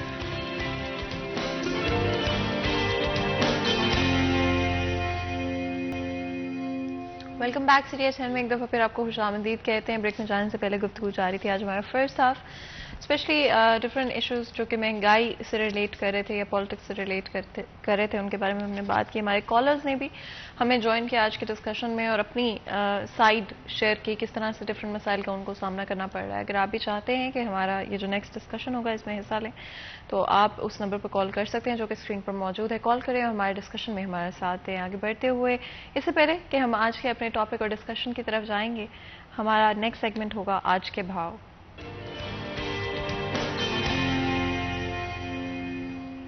हमारे रिपोर्टर मोहम्मद अली हमारे साथ मौजूद होंगे, जानेंगे आज के भाव। फातिमा, फैसलाबाद मार्केट कमेटी की जानिब से बरोज जुमेरात की रेट लिस्ट जारी कर दी गई है। चिकन की कीमत में कमी वाक़ हुई है, जबकि सब्जियों और फलों की कीमतों में मामूली रद्दबदल हुआ है। रेट लिस्ट की बात की जाए तो ब्रायलर मुर्गी का गोश्त 8 रुपये सस्ता होने के बाद 384 से 376 रुपये फ़ी किलो हो गया है। अंडों की कीमत में 2 रुपये का इजाफा हुआ है, जिसके बाद 237 से 239 रुपये फ़ी दर्जन हो गए हैं। आलू कच्चा छिलका 2 रुपये महंगा होकर 76 से 78 रुपये फ़ी किलो हो गया है। आलू पुराना 50, आलू सफ़ेद 34 रुपये फ़ी किलो में फरोख्त होगा। प्याज की कीमत 76 रुपये फ़ी किलो बरकरार रही है। टमाटर 2 रुपये महंगा होने के बाद 110 से 112 रुपये फ़ी किलो हो गया है। अदरक चाइना की कीमत बगैर रद्द-बदल के 275 रुपये फ़ी किलो रही है। अदरक थाईलैंड 5 रुपये सस्ता होने के बाद 310 से 305 रुपये का किलो हो गया है। लीमू चाइना 5 रुपये महंगा होकर 120 से 125 रुपये फ़ी किलो हो गया है। लीमू देसी की कीमत 240 रुपये बरकरार रही है। बंद गोभी 95 रुपये फ़ी किलो। अरवी 5 रुपये महंगी होने के बाद 85 से 90 रुपये फ़ी किलो हो गई है। मटर सब्ज की कीमत बगैर किसी रद्दो बदल के 290 रुपये फ़ी किलो रही है। धनिये की कीमत बरकरार रहते हुए 230 रुपये रही है। टिंडे की कीमत 5 रुपये सस्ता होकर 200 रुपये से 195 रुपये फ़ी किलो हो गया है। सेब काचा 180 रुपये किलो। अंगूर सुंदरखानी 10 रुपये इजाफे के बाद 290 से 300 रुपये फ़ी किलो हो गया है। आम चौसा 5 रुपये सस्ता होकर 175 से 170 रुपये फ़ी किलो हो गया है। पपीता जो है इसकी कीमत में खासा इजाफा हुआ है, 120 रुपये इजाफे के बाद 160 से 280 रुपये का किलो हो गया है। नाशपाती की कीमत बरकरार रहते हुए 115 रुपये फ़ी किलो रही है। पपीते की कमी जो कीमत है उसमें खासा इजाफा देखा गया है, जबकि मुर्गी की कीमत में कमी वाक़ हुई है। बहुत बहुत शुक्रिया अली, इस अपडेट के लिए। आप लोगों ने सुना कि आज रेट्स किस तरह से हैं। डेफिनेटली जब से सैलाब की सूरत हाल पैदा हुए हैं, ऑलरेडी जो क्राइसिस इन्फ्लेशन को लेकर चल रहा था वो और ज़्यादा मजीद इंटेंसिफाई कर गया है, जहाँ पर आज प्राइसेस आसमान को छूती हुई नज़र आ रही हैं। हम चाहते हैं कि आप लोग अपडेटेड हों, आपको कम्प्लीटली पता हो कि किस चीज़ की क्या प्राइस है मार्केट में, ताकि आप जब भी ग्रॉसरी शॉपिंग करने चाहते हैं, घर के लिए खरीदारी करने चाहते हैं, तो जो ऑलरेडी इतना दबाव और बर्डन पड़ चुका है घर की नेसेसिटीज़ के ऊपर, उससे ज़्यादा कोई आपको ना कर सकता, वो आपको एक्स्ट्रा रेट्स एटलीस्ट कोई ना बताए मार्केट के अंदर। तो इस चीज़ का खास ख्याल रखें, हमेशा रेफर बैक करें जब भी ग्रॉसरी शॉपिंग करें, डिफरेंट दुकानों पर, डिफरेंट कहीं से भी आप खरीद रहे हैं वहाँ पर लाजमी तौर पे आपके पास होना चाहिए कि कितनी एक्चुअल प्राइसेस हैं, ताकि कोई आपको ओवर चार्ज ना कर सकता हो। बहुत ही अफसोस की बात है कि इन सूरत हाल में भी लोग अपना फ़ायदा देखते हैं और वो अपॉर्चुनिटी को देखकर फ़ायदा उठाते हैं लोगों का, और देखते हैं कि अच्छा महंगाई ओवरऑल ज़्यादा हो गई है तो मैं भी अपने रेट्स को एक्सेसिवली इंक्रीज़ कर देता हूँ। But at the end of the day आवाम को इस वक्त और ज़्यादा प्रेशर और बर्डन की ज़रूरत नहीं है। मज़ीद गुफ्तगू करेंगे और आगे बढ़ेंगे। हमारा आज का मौजू हमारे नेक्स्ट हाफ में स्पोर्ट्स के हवाले से होगा। फैसलाबाद शहर की अगर हम बात करते हैं, बहुत ही टैलेंटेड इंडिविजुअल्स फैसलाबाद शहर में मौजूद है। Without a doubt I think ये एक ऐसा शहर है जिसने डिफरेंट स्पोर्ट्स को बहुत ही लेजेंडरी प्लेयर्स दिए हैं, और यहाँ पर ना तो कई दफ़ा लगता है कि रिसोर्सेज मौजूद नहीं है, ना प्लेटफॉर्म्स मौजूद नहीं है जो कि इनकरेज कर सकते हो, मोटिवेट कर सकते हो। बट हमारी यही कोशिश होगी आज के प्रोग्राम में कि अपने लोकल स्पोर्ट्स एथलीट्स को हाईलाइट करें, और ख़वातीन स्पेशली जब स्पोर्ट्स में होती है, मुझे पर्सनली बहुत खुशी होती है, बहुत फ़ख्र महसूस होता है। ऊपर से फैसलाबाद से बिलोंग करती हूँ तो और भी ज़्यादा फ़ख्र और खुशी महसूस होती है। वो सारी लड़कियाँ जो कि ज़िंदगी में कुछ करना चाहती हैं, सोचती हैं कि शायद पता नहीं सोसाइटल रिस्ट्रिक्शंस होंगी या पता नहीं फैमिली की तरफ से सपोर्ट होगा या नहीं होगा। आई थिंक जब आप हौसला आपका बुलंद हो, जब आप गोल अपने लिए सेट कर लें, तो जो भी रुकावटें आती हैं वो एक एक करके आप पार करते जाते हैं। तो आज के प्रोग्राम में ना सिर्फ खवातीन वुमेन इन स्पोर्ट्स के हवाले से बात करेंगे और डिफरेंट एस्पेक्ट्स को कवर करने की कोशिश करेंगे। तो जी, दो बहुत ही खास मेहमान आज हमें स्टूडियो में मौजूद ज्वाइन कर रहे हैं। सबसे पहले हमारे साथ रफाकत हुसैन मौजूद हैं जो कि नेशनल चैंपियन बॉडी बिल्डिंग हैं। आपको वेलकम करते हैं शो में। बहुत बहुत शुक्रिया आज हमारे लिए, हमारे शो के लिए वक्त निकालने के लिए। इसी के साथ अनीला गुलजार भी हमारे साथ मौजूद हैं जो कि नेशनल चैंपियन एंड एथलीट हैं। आपको वेलकम करते हैं अनीला, बहुत बहुत शुक्रिया आज हमारे लिए, हमारे शो के लिए वक्त निकालने के लिए। जिस तरह से मैं बात कह रही थी कि फैसलाबाद शहर में टैलेंट की, पोटेंशियल की कोई कमी नहीं है। विदाउट डाउट हमारे पास इतना टैलेंट है, आई विश हम उस तरह से फैसिलिटेट कर पाते अपने लोकल टैलेंट को। अगर रफाकत आपके एक्सपीरियंस में किस तरह का टैलेंट फैसलाबाद शहर में नजर आता है? आप कोच भी करते हैं डिफरेंट प्लेयर्स को, किस तरह का टैलेंट आगे देखते हैं जो नेक्स्ट जनरेशन है, जो नेक्स्ट प्लेयर्स हैं, एथलीट्स हैं? जी अस्सलाम वालेकुम। फैसलाबाद में तो माशाल्लाह जो लड़कियों में जो टैलेंट है वो तो बहुत ज़्यादा है। ये नेशनल और इंटरनेशनल लेवल की ये प्लेयर है, और इसके साथ और भी काफ़ी जो लेडीज़ जो स्पोर्ट्स में जो इनके साथ होते हैं ग्रुप्स, बहुत तगड़ा ग्रुप है फैसलाबाद का, और टॉप पे ही अभी नेशनल चैंपियन इंटरनेशनल इनके ही टूर्स हैं और इनके रिकॉर्ड्स भी इनके ही हैं नेशनल में। तो आई होप, मुझे अंदाज़ा भी है कि फैसलाबाद में जो पिछली जनरेशन है जो अभी इनसे पीछे आ रही है, वो भी इंशाल्लाह फैसलाबाद का नाम जो है वो पूरा रोशन करेगी, और वो भी अच्छे टैलेंटेड प्लेयर हैं। वो टैलेंटेड प्लेयर्स हैं, लगता है कड़ा मुकाबला देंगे। जी, इनको भी देंगे इंशाल्लाह। इनको भी देंगे। अच्छा, ये भी बहुत मजे की बात होती है कि स्पेशली कई दफ़ा आप जब आगे जाते हैं अपनी फील्ड में, तो आप पीछे मुड़ के देखते हैं तो बहुत सारे डिफरेंट ऐसे प्लेयर्स आपको नजर आते हैं, या डिफरेंट इवन हमारी फील्ड में कहीं पर भी लोग आपको नजर आते हैं जो कि बड़े नए आइडियाज़ के साथ, एक नए पैशन के साथ फील्ड को एंटर कर रहे होते हैं। तो क्या बेस्ट स्ट्रैटेजी बताएंगे लोगों को जब आप देखें कि अच्छा ये मेरे से जूनियर है लेकिन मेरे से ज़्यादा टैलेंटेड है या मेरे से ज़्यादा मेहनत कर रहा है, तो किस तरह से आप अपने आप को इम्प्रूव कर सकते हैं? मैं एक चीज़ कहता होता हूँ, इनको भी कहा है कि प्लेयर को ना है सिर्फ एक चीज़ का ध्यान रखना चाहिए अपनी हिस्ट्री में, अपनी स्पोर्ट्स हिस्ट्री में, राइट टाइम, राइट वे और राइट टूल्स। ये तीन चीज़ों का अगर वो ख्याल रख लेते हैं, right time, right tools, right way, मतलब राइट टाइम है ना, एक प्लेयर का एक टाइम होता है जिसमें उसने ये सारा कुछ अचीव करके अपने आप को ऊपर लेके आना होता है। वो टाइम ना ज़ाया करे, उसमें उसको करना चाहिए हर हाल में। राइट टूल्स जो भी हैं, आपके अच्छे कोचेज़ हैं, आपका एनवायरनमेंट है, आपका जैसे न्यूट्रिशन है, आपके अच्छे जो ग्राउंड्स या जो भी आपका जिम शिम जो भी है, और राइट वे, मतलब यही सारी चीज़ें आती हैं, डिसाइड करती हैं एक प्लेयर को ऊपर लेके आने के लिए। अगर वो ज़ाया कर जाता है, इसमें से एक चीज़ भी मिस कर जाता है, ठीक है, वो दोबारा फिर वो टाइम नहीं वापस आता। बस यही उनके लिए नसीहत है कि राइट टाइम पे डिसीजन करें अपना। अच्छा अनिला, आपके एक्सपीरियंस में एंड मुझे पता है हम पहले भी शो कर चुके हैं इकट्ठे and we are so happy कि आप एक दफ़ा फिर हमारे शो में हमारे साथ मौजूद हैं। अगर अपनी आप लाइफ की जर्नी देखती हैं स्पोर्ट्स के अंदर, सबसे मुश्किल वक्त कौन सा था आपके लिए और सबसे बेस्ट मोमेंट कौन सा रहा है अभी तक आपकी जर्नी में? स्पोर्ट्स लाइफ में अगर देखा जाए तो इसमें मेरा सबसे जो डिफ़िकल्ट टाइम था वो मेरा इंजरी का था। जब मैं रिसेंटली नेशनल चैम्पियन हुई उसके फ़ौरन बाद मुझे इंजरी हो गई और मेरा सबसे प्रीशियस टाइम ये था कि इंजरी के बाद दोबारा रिकवर करके अपने इवेंट्स के साथ मैंने दूसरों के इवेंट भी जीते। तो ये मेरा ख्याल है कि मेरी लाइफ का बहुत बड़ा इनिशिएटिव है कि एकदम तो जो वर्स्ट मोमेंट था जहां पर आप इंजर हुई एंड उसके बाद आपने चैंपियनशिप जीती, वो बेस्ट मोमेंट था। तो कई दफा जिंदगी में एग्री करते हैं कि जो वर्स्ट मोमेंट्स होते हैं उनसे आप एक्चुअली एग्जैक्टली ये होता यही है। अगर आपको जिंदगी में आगे जाने के लिए, जिस तरह आपने जिक्र किया कि अगर आपके जूनियर्स आ रहे हैं और आपसे वो अच्छी ट्रेनिंग कर रहे हैं या आपसे ऊपर वो जा रहे हैं तो आपकी फीलिंग क्या होनी चाहिए? तो ऑब्वियसली फीलिंग जो एक चैंपियन होता है ना, उसकी फीलिंग हमेशा यही होती है, चाहे उसका जूनियर है या सीनियर है, कि वो अगर अच्छा कर रहा है तो मैं क्यों नहीं कर रही। वो ना भी करना चाह रहा हो तो उसको देख के वो ऑटोमेटिक करता है। तो ये चीज़ें प्लेयर की अपने माइंड में और उसकी अपनी डिटर्मिनेशन में होती हैं कि उसने क्या करना है लाइफ में, डाउन होकर दोबारा उठना है या गिर के वापस नहीं आना।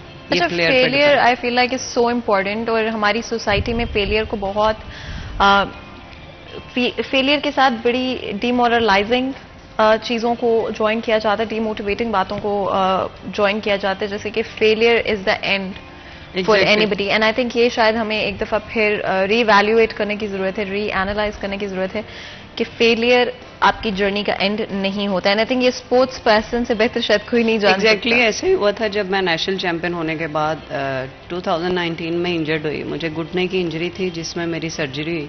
तो उस वक्त लोगों का यही कॉन्सेप्ट था कि बस सर्जरी हो गई, इसकी गेम का एंड है, चैंपियन होगी ये वो। लेकिन मैंने ये प्रूव करना था और मैंने करके दिखाया होपफुली। और मुझे लगता है कि मेरे पॉइंट ऑफ व्यू से अगर बंदा एक दफ़ा अप लेवल से नीचे डाउन आता है, दोबारा जब वो उठता है तो पहले से भी अच्छा उठता है। जब आप दोबारा से ट्रेन कर रही थी चैंपियनशिप के लिए, उस टाइम पे क्या चीज़ें थी, किस तरह से अपने आप को आपने दोबारा ट्रेन किया? ट्रेनिंग में किस तरह की मुश्किल? उसमें ये था कि कॉम्प्लिकेशंस तो बहुत ज़्यादा थे। बहुत सारे ऐसे लोग जब मैं चैंपियन हुई मेरे साथ अटैच हो गए और जब मुझे इंजरी हुई तो वो मेरे से दूर थे। तो इसमें मेरे डॉक्टर उसामा हैं, मेरे कोच हैं सर रफाकत जो साथ मौजूद हैं, सर साजिद है और स्पेशली मेरी वापडा टीम है जिन्होंने मुझे सपोर्ट और मोटिवेट किया और दोबारा मैंने अपने कंपटीशन को दोबारा जीता। पहले तो मैं एक इवेंट जीती थी 800 मीटर नेशनल में, उसके बाद मैंने 100 भी जीता, 200 भी और 800 भी और पाकिस्तान के बेस्ट टाइम किए। रफाकत, आप जब ट्रेनिंग करते हैं सबसे इम्पोर्टेंट एस्पेक्ट किसी प्लेयर का क्या देखते हैं, पर्सनालिटी ट्रेट जो आपको लगता है कि ये जो बच्चा है ये बच्ची है ये ज़्यादा आगे जाएगा? इसमें ये भी बात कर रही थी ना पहले तो, जो प्लेयर है ना जी वो इंजरी या ये चीज़ें देखता ही नहीं है, उसके माइंड में होता है, यहाँ होता है। जो चैंपियन होता है वो यहाँ होता है, वो खुद ब खुद निकल के बाहर आ जाता है। बस उसकी बातों से अंदाजा हो जाता है कि ये प्लेयर ऊपर जाएगा। ठीक है, और दुनिया में ये ठीक है, टैलेंट तो एक मैटर करता है, पर दुनिया में ऐसे लोगों ने भी हिस्ट्री बनाई है जो वो पोटेंशियल नहीं रखते थे पर उन्होंने करके दिखाया। जैसे मैं सिर्फ वो यहीं पे होता है उनका चैंपियन। नहीं माशाल्लाह, आप ट्रस्ट करें, मुझे लोग कहते मतलब थे मुझे जूनियर कंसीडर चैंपियन नहीं करते थे और मैंने प्रूव किया। सीनियर खेली अपने इवेंट के साथ, मैंने बाकी इवेंट भी जीते। मैं सबका कॉन्सेप्ट ये था कि कभी ये प्रूव नहीं कर सकती। और आई थिंक कौन थे ये लोग, कौन कहते थे कि बस वो होते हैं डिपार्टमेंट के कुछ लोग थे, मैं अब उनका नाम तो नहीं लेना चाह रही। सबके साथ ऐसे थे या लगता है कि आपके साथ थोड़े ज्यादा? नहीं, वो आपके सामने है जो मे भी आपकी फील्ड में भी हो, जो थोड़ा लेवल से अब जाना शुरू होता है तो उसकी लेग पुलिंग शुरू हो जाती है। तो ऐसा क्यों होता है आपको लगता है? ये मेरा ख्याल है कि ये वो बुज़दिल लोग होते हैं जो खुद तो कुछ कर नहीं सकते और किसी की कामयाबी भी नहीं देख सकते। आपके ख्याल में ऐसे लोगों के साथ जो आपको पुल डाउन करने की कोशिश करते हैं या आपके लिए डिफरेंट हर्डल्स क्रिएट करते हैं, उनको कैसे डील करना चाहिए? डील बस करके दिखाएं उनको। जैसे ये बच्ची है कि बहुत अच्छे पोटेंशियल वाले बच्चे थे, ठीक है, जो बहुत ऊपर तक जा सकते हैं और इनसे हारे हैं वो, ठीक है। तो मतलब मेरा पॉइंट ऑफ व्यू भी ये मेरे पास 3-4 साल से है। तो उस वक्त मैं भी इनको यही गाइड करता था कि आपका वो पोटेंशियल नहीं है, पर ये चीज़ें इनको समझाई कि ये चैंपियन इधर होता है, आप जो करना चाहते हैं ना वो कर सकते हैं अपनी लाइफ में, ठीक है। पर बहुत पोटेंशियल वाले बच्चे थे जिनको इन्होंने अच्छा, माइंडसेट और जितना आप आगे जाते जाएंगे जिंदगी में, मुझे लगता है आपको ना समझ आता जाएगा कि माइंडसेट कितना मैटर करता है किसी चीज को लेकर। एंड आधे से ज्यादा सक्सेस या फेलियर एक्चुअली आपकी मेंटल स्टेट में एग्जिस्ट करता है, और ये चीज समझना बहुत लेट समझ आती है। आई थिंक मोस्टली आप अपने लेट 20s में जब चले जाते हैं तो वहां जाके आप रियलाइज करना शुरू करते हैं, समझना शुरू करते हैं कि अच्छा ये नहीं था कि पोटेंशियल किसमें ज्यादा था या कौन जो है टैलेंटेड ज्यादा था, बट एक्चुअली में अगर आप उस टैलेंट को अप्लाई सही नहीं कर सकते, अपने माइंडसेट को डेडिकेटेड और डिटर्मिन्ड नहीं रख सकते, तो आप दुनिया के सबसे टैलेंटेड शख्स होकर भी प्रॉबेबली कामयाब नहीं हो पाएंगे। कामयाब हो भी जाएंगे तो वो बहुत ही शॉर्ट टर्म या लिमिटेड वक्त के लिए वो कामयाबी होगी, उसको आप मेंटेन नहीं कर पाएंगे अगर आपका माइंडसेट डिटर्मिनेशन का नहीं है, हार्डवर्क का नहीं। एग्री करती है? एग्जैक्टली। आपने अपने लिए किस तरह से अपनी डिटर्मिनेशन को, जिस तरह आप बता रही हैं कि बहुत सारे ऐसे लोग भी हैं जो कि रुकावटें खड़ी कर देते हैं, आपको डिमोरलाइज करते हैं, कैसे अपने आप को मोटिवेटेड रखती थी, किस तरह से अपना आपने डिटर्मिनेशन सेट की हुई थी कि इट्स फाइन, मैंने बस अपनी मेहनत करनी है, करके दिखाना है? मैं एक बस बात करना चाहता हूँ, उसके बाद ये करेंगे। हमारे सीनियर, हमारे उस्ताद थे ये भट्ट साहब, वो एक बात कहते होते थे ना, मैं उनसे कई दफ़ा फ़ोन पे बात करता था, उस्ताद जी ऐसे है, ऐसे है, ऐसे है, लोग ऐसे कहते हैं मेरे बारे में, ऐसे कहते हैं। ये उन्होंने से पुत्र जिन्हों दुनिया ने कहा ना है कि तू कुछ नहीं कर सकता, वो नहीं करके दिखाया। ये हिस्ट्री है, जरा कुछ नहीं कर सकता दुनिया कहती तू कुछ नहीं कर सकता, उन नहीं करके दिखाया। ऐसे क्यों होता है? बस वो ये जिद हो जाती है ना, है अगर बंदा ठान ले, ठीक है, कि मैंने ये करना है, ये जिद बना ले और कर जाता है वो। आप करें, जब तक कोई किसी को डिमोरलाइज नहीं ना करता है तब तक उसको भी नहीं पता होता कि एक्चुअली वो है क्या। जिस तरह मैं थी, मुझे लोगों ने बहुत डिग्रेड किया, ये नहीं कर सकती, तो वो शायद वो, मेरा ख्याल है कि क्रेडिट मैं उनको ही देती हूँ जिन्होंने मुझे इस लेवल पे, बेसिकली हाथ उन लोगों का है। अगर वो मुझे डिग्रेड ना करते और मुझे इस चीज़ का रियलाइज़ ना कराते कि एक्चुअली चैंपियन मैं हूँ, वो लोग नहीं हैं, तो शायद मैं आज वो कुछ ना करती जो आज मैंने किया। मैं अपनी उसी रूटीन वाली लाइफ में वही ट्रेनिंग्स, वही यूनिवर्सिटी जीत ली और बस घर आ गई। तो मेरा ख्याल है कि ये इसमें सारा क्रेडिट उन लोगों का है जिन्होंने मुझे डिसार्ड किया और मुझे मोटिवेट किया कि एग्जैक्टली तुम वो नहीं हो जो तुम कर रही हो, तुम में बहुत कुछ है जो हम में नहीं है। तो मैंने प्रूव किया और दिखाया। यूनिवर्सिटी स्पोर्ट्स से जिस तरह आप अभी बात कर रही थी, प्रोफेशनल स्पोर्ट्स का सफ़र कितना मुश्किल था? यूनिवर्सिटी से बेसिकली मैंने 3 साल खेला है, और यूनिवर्सिटी में कंपटीशन कंसीडर किया जाता है, इतना हाई लेवल का नहीं होता, और अल्हम्दुलिल्लाह मैं 3 साल यूनिवर्सिटी खेली हूँ। 3 साल बेस्ट एथलीट डिक्लेयर हुई हूँ 8-9 गोल्ड मेडल के साथ। उसके बाद जब नेशनल फर्स्ट टाइम मैंने कम्पीट किया, उसमें मैं ब्राउन्ज हुई 2 इवेंट्स में, 400-800। उसके बाद जब मैंने नेक्स्ट कम्पीट किया तो अल्हम्दुलिल्लाह मैं गोल्ड हुई। लेकिन ये है कि यूनिवर्सिटी और नेशनल लेवल में बहुत डिफरेंस है। नेशनल में आपके सारे चैम्पियंस, सारे डिपार्ट्स होते हैं, यूनिवर्सिटी में आपके सिर्फ यूनिवर्सिटी के फेलोज और यूनिवर्सिटी का ही कंपटीशन होता है। कितना मुश्किल लगता है आज एक प्रोफेशनल एथलीट के लिए सर्वाइवल आज हमारे मुल्क में? इस वक्त पाकिस्तान में तो बहुत मुश्किल है। अच्छा, वो पहले ये बात करते हैं कि ये इतनी भी पोटेंशियल की माड़ी नहीं है, माशाल्लाह बहुत तगड़ी है, पर पता क्या है, इधर कोचिज को डायरेक्शन का नहीं पता होता। उसके पास स्टूडेंट आता है कोई भी कि उसको किस वे में लेके जाना है, बस वो टीम पूरी करने के चक्कर में होते हैं, ठीक है। असल में इसका मसला यही था शुरू से कि इसको प्रॉपर गाइड नहीं किया गया कि तुम किस टाइप की प्लेयर हो और किस इवेंट में जाना है आपने। जब इसने वो सारा कुछ चेंज किया तो ये नेशनल चैंपियन भी, इंटरनेशनल चैंपियन भी ये बन गई। ये चीज़ें मैटर करती हैं कि कोई आपके पास आता है, गेम करने आता है, कि आपको कम से कम उनको प्रॉपर गाइड करें कि आप इस ये चीज़ के लिए नहीं बने, इस चीज़ के लिए बने, आप ये करें, फिर वो करेगा। पोटेंशियल अपनी अपनी जगह पे होता है कि कहाँ पर इसको यूज़ करना है। अच्छा, आपका सवाल क्या था? जो आपने कहा वो एक्चुअली आई थिंक बड़ी कन्वर्सेशन इस तरह की है कि शायद कोई सवाल के बगैर ही बहुत सारी चीजें हैं। हाँ जी, हाँ जी, जो कि सर्वाइव का कहा था आपने कि इस वक्त पाकिस्तान में प्लेयर को सर्वाइव करना जो है वो नामुमकिन टाइप बना हुआ है, महंगाई की वजह से, ये सारी चीज़ें मैटर करती हैं। अभी प्लेयर के लिए अभी कुछ नहीं नज़र आ रहा है। बहुत मुश्किल है। हाँ जी, नामुमकिन क्या है। कैसे सरवाइव करते हैं? सरवाइव बस अल्लाह की ज़ात है, कुछ समझ नहीं आती कि जब अल्लाह ने चाहना होता है, ठीक है ना, वो प्लेयर को वो प्लेयर बना देता है, ठीक है। और इतना आसान नहीं है, बहुत मुश्किल है इधर पाकिस्तान में। ये चीज़ें महंगाई की वजह से मैं आपको बात कर रहा हूँ। कई ऐसी गेमें होती हैं जो अब तो जो भी जितनी भी फिजिकल है उसमें कम से कम न्यूट्रिशन, उसकी स्पोर्ट्स मेडिसिन, सप्लीमेंटेशन, ठीक है ना, ये चीज़ें होती हैं। फीसें हैं, कोचेज़ की फीसें हैं, जहाँ जहाँ जाना फीसें हैं, फिर उसके बाद रेंट है जहाँ पर ट्रैवल करके बच्चे ने जाना है। जब ये मेरे पास आती, जंग रोड से आती थी ये सरगोदा रोड पे, ठीक है, एक एक दो दो टाइम, तो ये चीज़ें काफ़ी ना है कॉस्टली हो जाती हैं। अनीला कहाँ पर स्टैंड करते हैं फाइनेंसेस एक एथलीट के आज के वक्त में?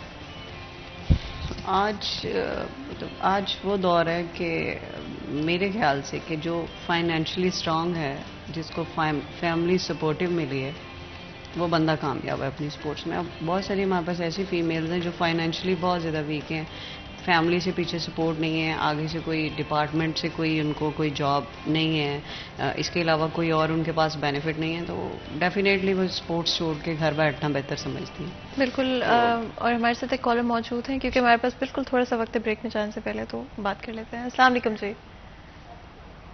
अस्सलाम वालेकुम, कौन बात कर रहे हैं?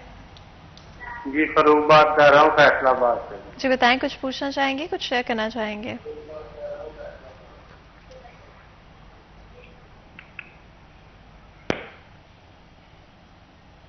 आई थिंक कॉल शायद ड्रॉप हो गई। बहुत बहुत शुक्रिया कॉल करने का। अगर आप चाहें तो उस नंबर पर दोबारा कॉल कर सकते हैं जो कि स्क्रीन पर शो हो रहा है।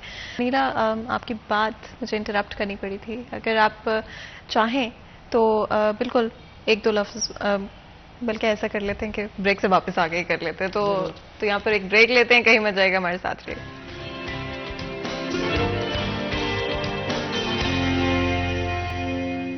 वेलकम बैक सीरिया चैनल में एक दफ़ा फिर आपको खुशामदीद कहते हैं। ब्रेक में जाने से पहले गुफ्तगू जारी थी। आज बात कर रहे हैं एथलेटिक चीज़ों के हवाले से, स्पोर्ट्स के हवाले से, और हमारे बहुत ही टैलेंटेड एथलीट्स के हवाले से, किस तरह से डिफरेंट इश्यूज जो कि यूजुअली आवाम को भी इम्पैक्ट करें, उनको किस तरह से इम्पैक्ट करें, एंड मोर इम्पॉर्टेंटली किस तरह से सर्वाइव करते हैं आज के वक्त में, आज की महंगाई में। हमारे पाकिस्तान में या फैसलाबाद में टैलेंट की कोई कमी नहीं, लेकिन आई थिंक प्लेटफॉर्म के हवाले से चीज़ों को लाजमी बेहतर किया जा सकता है।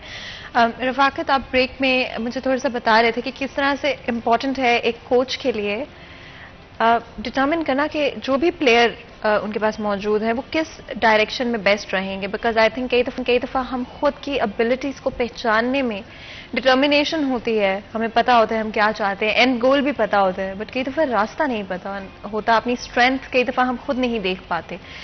किस तरह डिटर्मिन करते हैं कि एक एथलीट किस चीज़ में अच्छा रहेगा? जिस तरह अनीला के केस में भी आपने डिटर्मिन किया कि जो वो कर रही थी रेसेस, उससे बेहतर वो कहीं और परफॉर्म कर पाएंगे। इस बारे में भी ज़रूर बताएंगे। जी, ये ना जब आप प्लेयर के साथ चलते हैं, ठीक है, एक इवेंट दो इवेंट, उसके बाद आप डिसाइड कर लेते हैं कि ये प्लेयर किस जगह पे, ठीक है ना, क्या कर सकते। तो दूसरा उसकी फिजिक, उसकी परफॉर्मेंस किस टाइप की है, ये आप स्पोर्ट्स में ही करवा के ही आप डिसाइड कर पाते हैं। जैसे कि ये थी, मैंने आपको बताया भी था कि ये लॉन्ग रेसर थी, 800 1500 ये इस टाइप के इवेंट खेलती थी। तो साजिद साहब हैं, नासिर साहब हैं, और मैंने इनको बार बार कहा कि आप 100 मीटर 200 मीटर आप स्प्रिंट की तरफ आएँ। अभी भी कई प्लेयर ऐसे आते हैं जिनको मैं कहता हूँ कि ये आपका इवेंट नहीं है, आपकी जो फिजिक है, आपकी जो रेस का स्टाइल है, वो स्प्रिंट वाला है, आप उधर चलें। तो इसी तरह इसको गाइड करते रहे। इसके लिए बड़ा मुश्किल था। एक दो इवेंट इसने खेले हैं लॉन्ग रेस पे, तो उसके बाद फिर इसने भी फाइनली डिसाइड किया कि मैंने स्प्रिंट करनी है, और स्प्रिंट माशाल्लाह आज ये टॉप की नंबर 1 प्लेयर है। 100 मीटर 200 मीटर 400 मीटर 800 मीटर तक ये जीती हुई। क्या वर्कआउट रिकमेंड करेंगे, क्या ट्रेनिंग वाइज चीज़ें रिकमेंड करेंगे किसी भी नए एथलीट को या बिगनर लेवल एथलीट को? जी जी, क्या रिकमेंड करेंगे, क्या उनको एडवाइस देंगे, किस तरह से ट्रेनिंग शुरू करनी चाहिए उनको? पहले क्या कदम होने चाहिए? डाइट चेंज करें, एक्सरसाइज शुरू करें, रनिंग सबसे पहले शुरू करें? बस कोई भी फील्ड है ना आपकी, कोई भी स्पोर्ट्स में आप जब इंटर होते हैं, जो बिगनर हैं उनको मेरी तरफ से यही नसीहत है कि वो आएँ और अपना पूरा जोर लगाएं। जो आपके बेसिक कोच हैं, ठीक है, वो अच्छे आप चूज़ करें और अपनी न्यूट्रिशन के ऊपर बहुत ज़्यादा ख्याल रखें, क्योंकि यही उम्र होती है जो प्लेयर को डिसाइड करती है कि इसने इंटरनेशनल लेवल पे कुछ करना है या अपने आप को ज़ाया करके यहीं पे रह जाना है। यही उम्र डिसाइड करती है, उसके बाद कोई नहीं डिसाइड करती। जब बंदा 20-21 साल से ऊपर जाना शुरू हो जाता है, 30 साल या 35 साल या जैसे मेरी 37 साल उम्र है, ये उम्र डिसाइड नहीं करती। 16, 17 साल, 18 साल ये डिसाइड करती है। इसमें आपकी न्यूट्रिशन, ठीक है, इसमें आपकी अच्छी ट्रेनिंग, अच्छा कोच ये होना बहुत ज़रूरी है। आज की दुनिया में, आज के वक्त में आई थिंक इतने सारे इंडिविजुअल्स हैं जो कि बॉडी बिल्डिंग में इंटरेस्टेड हैं, चाहे वो प्रोफेशनली हो, चाहे वो personal interest and personal passion हो उस चीज़ को लेकर। क्या रिकमेंड करेंगे बिगिनर्स को जो कि अभी स्टार्ट करें बॉडी बिल्डिंग के हवाले से या मसल बिल्ड करना चाह रहे हैं? ये तो हर चीज़ बॉडी बिल्डिंग पे हम डालते रहते हैं। ये बॉडी बिल्डिंग ये टोटली ये ना है फिटनेस इंडस्ट्री है, इसमें बहुत सारी कैटेगरीज अब आ गई हैं इसमें, और लोग बॉडी बिल्डिंग तो अब अफोर्ड ही नहीं कर पा रहे पाकिस्तान में भी, ठीक है ना, इतनी ये महंगी कॉस्टली गेम है। तो रिकमेंड यही है कि आप ये जो मैंने पहले आपको कहा है कि यही एज होती है जो आपको इंटरनेशनली डिसाइड करती है कि आपने ऊपर प्रो लेवल का प्लेयर बनना है या लोकल लेवल का प्लेयर बनना है। इसमें कई कोचेज़ जो हैं वो बच्चों को ख़राब करते हैं, उनकी एज से पहले कोई ऐसी चीज़ होती हैं जैसे स्टीरॉयड वगैरह, ठीक है, जो वैसे ही ये स्पोर्ट्स जो है ना, सॉरी, स्टीरॉयड की वजह से उसकी जो ग्रोथ है, नेचुरल ग्रोथ है, उसको स्टॉप कर देती हैं। तो ये 20, 21 साल, 18 साल, 19 साल तक ही जो बच्चा होता है वो अल्लाह की तरफ से उसके हार्मोन्स बहुत अच्छे काम वर्किंग में होते हैं, उसका जो नेचुरल पोटेंशियल है वो उधर ही सारा खराब है। यही मैं आपको बार बार कह रहा हूँ कि ये डिसाइड करता है, ये डिसाइड करती है कि उसको अच्छा कोच मिले, इन चीज़ों से बचा के रखे, अच्छी ट्रेनिंग दे, अच्छी उसको न्यूट्रिशन दे, ठीक है, वो उसमें ही गेन करे। न्यूट्रिशन बड़ा इंपॉर्टेंट जी, वही सबसे इम्पोर्टेंट। अनिला, जब आप इस पॉइंट पे अपने करियर के आगे क्या अपने लिए गोल्स लेड आउट देखती हैं, किस डायरेक्शन में जाना चाहती हैं? अभी तो 4 साल तो डेफिनेटली गेम मैंने करनी है, और होपफुली नेक्स्ट जो टारगेट मैंने रखा है, नेक्स्ट जो कॉमनवेल्थ गेम्स हैं, इस दफ़ा जब मैं कॉमनवेल्थ पे गई मैंने बहुत सारी चीज़ें सीखी, और वहाँ से मैंने अपने आप को ये मैंने माइंड सेट किए कि जब नेक्स्ट कॉमनवेल्थ आएंगी तो मैंने उसमें परफॉर्म करना और मेडल लेके आना। और इंशाल्लाह अभी 4 साल हैं कॉमनवेल्थ में, अभी से मेरा टारगेट उस पर है, आने वाली कॉमनवेल्थ तक मैंने गेम करनी है और प्रूव करके दिखाना है दोबारा कि मैं इस लेवल की नहीं, मैं उस लेवल की प्लेयर हूँ। क्या सीखा आपने अपने लास्ट एक्सपीरियंस से? हाँ, उससे बहुत सारी चीज़ों में डिफरेंस देखा, हमारी ट्रेनिंग्स में, हमारे न्यूट्रिशन में, हमारे इन्वायरमेंट में। बेसिकली हमारे साथ वहाँ पे इंडियंस थे, तो मैंने उनसे पूछा, मैंने कहा लास्ट टाइम आप लोग कब मतलब फैमिली से मुलाकात? वो कहती है हमें 2 साल हो गए हैं, 2 साल हम इंडिया वापस नहीं गए। मैंने रीज़न पूछा, वो कहती जिस तरह आप कॉमनवेल्थ गेम्स इंग्लैंड में हुई हैं, तो अब आने वाली जो ओलंपिक्स है वो पेरिस में हो रही हैं 2024 में, तो पेरिस का इन्वायरमेंट, जिस सिटी में पेरिस में ओलंपिक्स हो रही हैं, वो दुनिया के किसी भी ममालिक में वैसा वेदर है, हम वहाँ जाके ट्रेनिंग करते हैं ताकि कंपटीशन में हमें एडजस्टमेंट में मुश्किल ना हो। तो ये हम में और उनमें बहुत ज़्यादा हमारे, अब जब कॉमनवेल्थ गेम्स हुई हैं, नेशनल कैंप नहीं लगा, फिर बाद में ये प्लेयर्स पे ब्लेम करते हैं कि आप लोग परफॉर्म नहीं करते, 1 दिन का कैंप नहीं दिया गया, वो फेडरेशन के इश्यूज हैं, दो तरफ डिवाइड हुई हैं, वो कहते हैं हमारे प्लेयर्स हैं, ये कहते हैं हमारे प्लेयर्स हैं, मुखालफतें आपस की हैं, बेड़ा अगर प्लेयर्स का करी जा रहे हैं। तो एग्जैक्टली इतने बड़े लेवल की परफॉर्मेंस, जैसे अभी आने वाले वक्त में अगले साल सैफ गेम्स सुनने में आ रहा है, कंफर्म नहीं है, सुनने में आ रहा है कि पाकिस्तान में होंगी सितंबर या अक्टूबर में, ऑलमोस्ट 1 साल है। तो इन्हें चाहिए कि सैफ गेम्स बहुत बड़ा कंपटीशन है, उसके लिए अभी से कैंप होना चाहिए। जो नेशनल चैम्पियंस हैं, उसके अलावा 1-2 और एक्स्ट्रा प्लेयर्स हैं, 3rd 4th होते हैं, उनको कैंप में रखें, प्रॉपर ट्रेनिंग दें, तो परफॉर्मेंस कैसे नहीं आएगी। तो ये लोग 1 दिन का कैंप नहीं देते हैं, बाद में सारा कुछ कोचेज़ पे और प्लेयर पे डाल देते हैं और उल्टी सीधी बातें डिसाइड करते हैं, प्लेयर्स को परफॉर्म नहीं किया। तो अपना रीज़न और अपनी गलतियाँ भी कंसेप्ट किया करें कि प्लेयर्स देखें, एक जो प्लेयर है वो ट्रेनिंग नहीं करेगा तो वो कैसे कंपटीशन खेलेगा।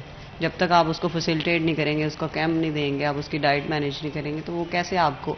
सैफ में तो गुड लक था, जो 2019 में हुई है सैफ, सारे उसी वक्त फॉरेन नेशनल होके थी और फॉरेन सैफ गेम्स थी। पाकिस्तान एक दिन का भी कैंप उस वक्त नहीं दिया था और पाकिस्तान अपनी हिस्ट्री के मेडल्स लेके आया था। और ये तो वो मेरा ख्याल है कि हिस्ट्री बन चुकी है कि जब भी कोई गेम्स होती हैं वो गिने चुने प्लेयर्स को कैंप में रखते हैं, सिफारशी लोगों को, बाकियों को निकाल के बाहर मारते हैं क्योंकि उनके पीछे कोई सिफारिश नहीं होती। तो ये बहुत हर जगह ये कुछ चल रहा है और मेरा नहीं ख्याल कि इसे स्पोर्ट्स को अभी जो बच्चे खुद काबिल हैं या पीछे जिनके सपोर्ट करने वाले हैं, जो सारा साल जैसे हम लोग हैं खुद ट्रेनिंग्स करते हैं, तो सिर्फ वही परफॉर्म कर सकते हैं। अगर हम कैंपों पे बैठे रहेंगे तो मुमकिन ही नहीं है, लेकिन कैंप ज़रूरी है अच्छी परफॉर्मेंस के लिए। Body building as a sport भी खेला जाता है, कॉम्पिटिशन्स भी होते हैं इसमें, एंड आई डोंट नो कि अगर स्पोर्ट्स कहना सही है या नहीं, तो आप मुझे करेक्ट कर सकते हैं अगर मैं गलत कह रही हूँ। बट रिसेंटली कुछ डॉक्यूमेंट्रीज एंड कुछ फैक्चुअल इंफॉर्मेशन के मुताबिक बच्चे, स्पेशली जो टीनेज बच्चे हैं, वो स्टेरॉइड्स के इस्तेमाल, डिफरेंट तरह के जो भी दवाइयों का इस्तेमाल अपनी बॉडी को इन्हांस करने के लिए, अपने मसल को इन्हांस करने के लिए, क्या सूरत हाल है इस वक्त इस एस्पेक्ट को लेकर, और क्या कुछ किया जा रहा है रेगुलेट करने के लिए बेहतर तरीके से? ये सबसे पहली बात ये है तो स्पोर्ट्स ही है और हेल्दी स्पोर्ट्स है, ठीक है। तो इसमें जब ये स्पोर्ट्स इवेंट्स में जाती है ना, तो इवेंट्स में इंटरनेशनली लेवल से ही शुरू होके ये नीचे ग्राउंड तक आती है, डिसाइड करती है। अब ऊपर जाके देखें तो ये चीज़ें सारे यूज़ कर रहे हैं, स्टीरॉयड वगैरह, ठीक है। ऊपर डोप भी होते हैं, सारा कुछ होता है, उसके बावजूद कोई ना कोई रास्ते निकले हुए हैं, निकालते हैं, ठीक है। और हैं जो पढ़े लिखे लोग, डॉक्टर्स टाइप हैं, ठीक है ना, वो सारी चीज़ें मैनेज कर लेते हैं। पर पाकिस्तान में या जैसे हमारे जो कंट्रीज़ हैं हमारे जैसे, इसमें ना नॉलेज है, ना आपको डॉक्टर डिसाइड करके देते हैं, तो बच्चे जो हैं वो मिस यूज़ करके इसको ना अपने आप को ख़राब करते हैं। तो ये स्टीरॉयड बहुत बुरी चीज़ है, ठीक है। अगर इनको हटते तो नहीं है ये जितने भी इंटरनेशनल लेवल के प्लेयर हैं, पर इनको अगर इन्होंने यूज़ भी करना है, इनको प्रॉपर गाइड करने वाले बंदे होने चाहिए, इधर डॉक्टर हायर करने चाहिए, या इनको स्टॉप करें, ठीक है, प्रॉपर गाइड करके। अगर किसी ने हटना नहीं है, यूज़ करना ही करना है, ठीक है ना, प्लेयर अपने ताई करते हैं, ठीक है ना, वो ऊपर में डोप में भी पकड़े जाते हैं। जितने भी आप इंटरनेशनल लेवल पे जो वर्ल्ड चैम्पियंस हैं उनकी हिस्ट्री निकाल के देखेंगे, वर्ल्ड चैम्पियंस बने भी हैं, निकले भी हैं, उन्होंने 2-2 साल, 3-3 साल, 4-4 साल, 5-5 साल के बैन भी लिए हुए हैं। वही इन होके फिर वो कंपटीशन जीतते हैं और अपने रिकॉर्ड बनाते हैं, वर्ल्ड चैंपियन होते हैं। तो बच्चे उनको देख के, जो बिगनर आता है वो देखता है कि ये चीज़ें ऊपर यूज़ हो रही हैं तो हमने भी यूज़ करनी है, ठीक है ना। प्रॉपर उनको गाइड करने वाला ज़िंदगियों से खेल के बैठते हैं, अपनी ज़िंदगी भी हार बैठते हैं, डैमेज कर लेते हैं कोई ना कोई अपने जो ऑर्गन्स वगैरह हैं, ठीक है ना, फिर वो सर्वाइव नहीं कर पाते। तो सबसे पहले तो यही है उनके लिए कि ये चीज़ें, अगर आपने हेल्दी स्पोर्ट्स करनी है, ठीक है, अगर आपका प्रोफेशनल नहीं है तो कतन ज़िंदगी में 1% भी आप यहाँ ना सोचें कि हमने ये चीज़ें यूज़ करनी है। बहुत अच्छे कोचेज़ हैं जो आपको प्रॉपर गाइड करेंगे और जो आप चाहते हैं, जो आपके गोल्स हैं वो अचीव हो जाते हैं, नेचुरल वे में हो जाते हैं।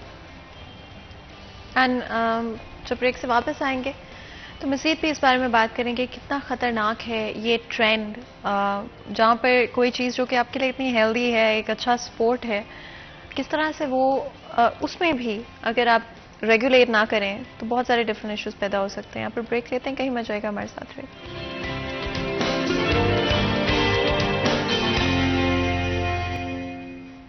वेलकम बैक सीरियस चैनल में एक दफ़ा फिर आपको खुशामदीद कहते हैं। ब्रेक में जाने से पहले गुफ्तगू जारी थी, आज स्पेशली बात कर रहे हैं हम डिफरेंट स्पोर्ट्स के हवाले से, किस तरह से आज पाकिस्तान में कितना प्रमोट किया जा रहा है, स्पोर्ट्स को इनकरेज किया जा रहा है और कहाँ पर प्रॉब्लम्स अभी भी एग्जिस्ट करती हैं। डेफिनेटली वुमेन इन स्पोर्ट्स, जो कि पर्सनली मुझे बहुत अच्छा लगता है इस टॉपिक को लेकर बात करने का। मैं चाहती हूँ कि ख़वातीन के पास वो सारी चीज़ें मौजूद हों, वो रिसोर्स मौजूद हों, वो स्टोरीज़ मौजूद हों जो कि उनको एक्सेल करने में हमेशा मदद करें। एंड यही आज के प्रोग्राम में हमारी कोशिश रही। आगे चलते हुए आई डू फील लाइक कि किसी भी स्पोर्ट्स में जाने के लिए फिटनेस बहुत इंपॉर्टेंट रोल प्ले करती है। जितनी अच्छी आपकी ट्रेनिंग होगी, जितनी अच्छी आपकी डाइट होगी, that is the first step कि आप किसी भी स्पोर्ट्स को प्रोफेशनली खेल सकते हो। हमारे साथ क्योंकि आज रफाकत मौजूद हैं, ट्रेनर भी हैं, कोच भी हैं, खुद भी चैम्पियन रह चुके हैं, नेशनल चैम्पियन हैं बॉडी बिल्डिंग के, तो आई थिंक आपसे बेहतर शायद भी कोई एडवाइस दे सकता हो इस वक्त। क्या कहेंगे डाइट के हवाले से, ओवरऑल ट्रेनिंग के हवाले से, कहाँ से शुरू करना चाहिए? डाइट क्या होनी चाहिए आपकी? ट्रेनिंग किस वक्त पे करनी चाहिए आपको? ये दो तीन चीज़ें होती हैं जो ख्याल करना पड़ता है जो प्रोफेशनल बंदा है उसके लिए, कि आप डाइट में, ठीक है ना, कोशिश करें कि खाली पेट ट्रेनिंग ना करें। अब तो दुनिया इस तरफ चली गई है रिसर्च कर करके कि कम से कम जो आपके ना 3 मील्स आपने पहले लिए हों ट्रेनिंग से पहले, उसके बाद ट्रेनिंग करें, ठीक है।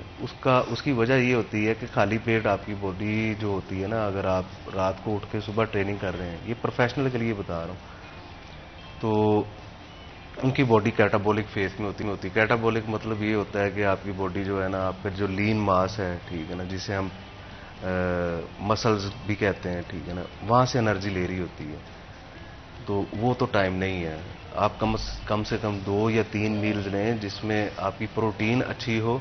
फिर वो प्लेयर जो आपका एक्टिव जो प्लेयर है वो कोई भी ट्रेनिंग करेगा, ठीक है, तो उसकी जो आपके ब्लड में है, जो न्यूट्रॉन्स हैं आपके, ठीक है, उसमें अमाइनो एसिड वगैरह ये सारे ब्लड में सर्कुलेट करेंगे, वो रिपेयरिंग का काम करते हैं, फास्टेस्ट रिकवरी होती है। प्लेयर को चाहिए कि 2 से 3 मील्स लें प्रोटीन और कार्ब्स के, जो कम्प्लेक्स कार्ब्स वगैरह हैं, ठीक है, उसके बाद ट्रेनिंग को अपना सेशन रखें, खाली पेट ना रखें। हाँ, जो हेल्थ के लिए है, जो अपने आप को फिट करना चाहते हैं, फैट बर्न करना चाहते हैं, उनके लिए सबसे बेस्ट टाइम मॉर्निंग ही है। वो कैटाबॉलिक फेस में ही करें, खाली पेट ही करें, वो ट्रेनिंग करें, वॉक करें, कुछ जॉगिंग करें ये उस टाइम करें, उनके लिए वो बेस्ट टाइम। एंड अनीला, आपकी जो ट्रेनिंग है उसमें किस तरह से अपनी डाइट को मैनेज करती हैं और क्या ट्रेनिंग टाइम्स आप प्रेफर करती हैं? एक्चुअली मेरे से अर्ली मॉर्निंग ट्रेनिंग होती नहीं है, क्योंकि वो रूटीन अब इस तरह की सर ने सेटअप करवा दिया है कि जब तक मैंने अच्छा खाया ना हो, इनफैक्ट 2 मील ना अच्छे लिए हों, तो मेरे से वर्कआउट नहीं था। हमारे जब कैंप्स होते हैं तो मैं अर्ली मॉर्निंग 5 बजे या 6 बजे ट्रेनिंग पे लेके जाया जाता है। तो मेरे फिर 2 सेशन डिवाइड होते हैं, एक मॉर्निंग में और एक इवनिंग में। मॉर्निंग में ये है कि वार्म अप, हल्का सा स्ट्रेच वगैरह, कोई कोऑर्डिनेशन स्टाइड्स, और उसके बाद फिर आके रेस्ट करना, खाना, 3-4 मील लेने, जब पेट में कुछ होगा उसके बाद फिर शाम को मैं अपने वर्कआउट्स करती हूँ। मेरे से खाली पेट ट्रेनिंग होती नहीं है। बिल्कुल, हमारे साथ कॉलर मौजूद है, फैसलाबाद से बात करते हैं। अस्सलाम वालेकुम जी। वालेकुम अस्सलाम जी, कौन बात कर रही हैं?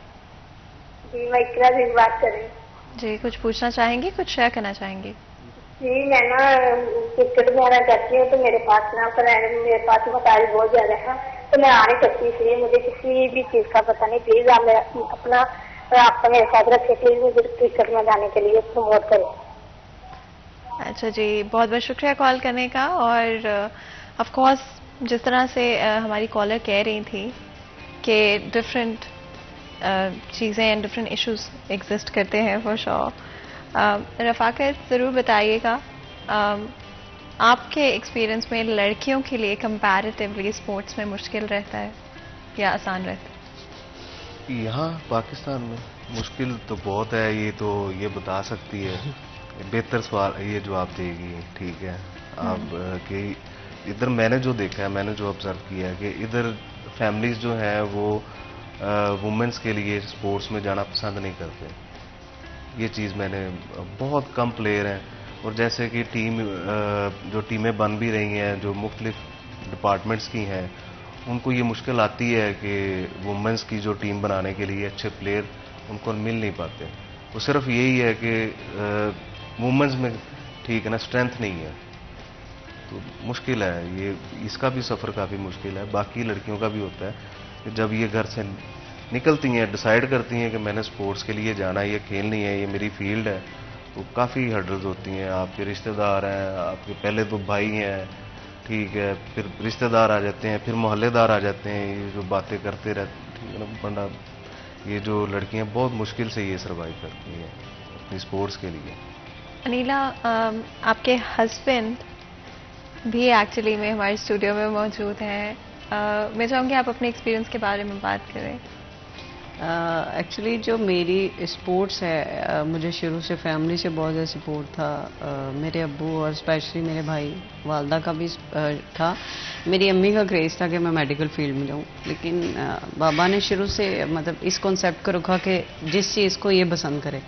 तो मुझे स्पोर्ट्स का शुरू से शौक़ था, और जब मेरा थोड़ा लेवल अप हुआ तो घर वालों ने और ज़्यादा सपोर्ट करना शुरू कर दिया। और इसी तरह लेकिन मेरा जब शादी की बात होती थी ओबियसली, तो मैं एक ही बात कहती थी कि मैं वहाँ शादी करूँगी क्योंकि मुझे और तो कुछ नहीं, मुझे स्पोर्ट्स से मना ना करे।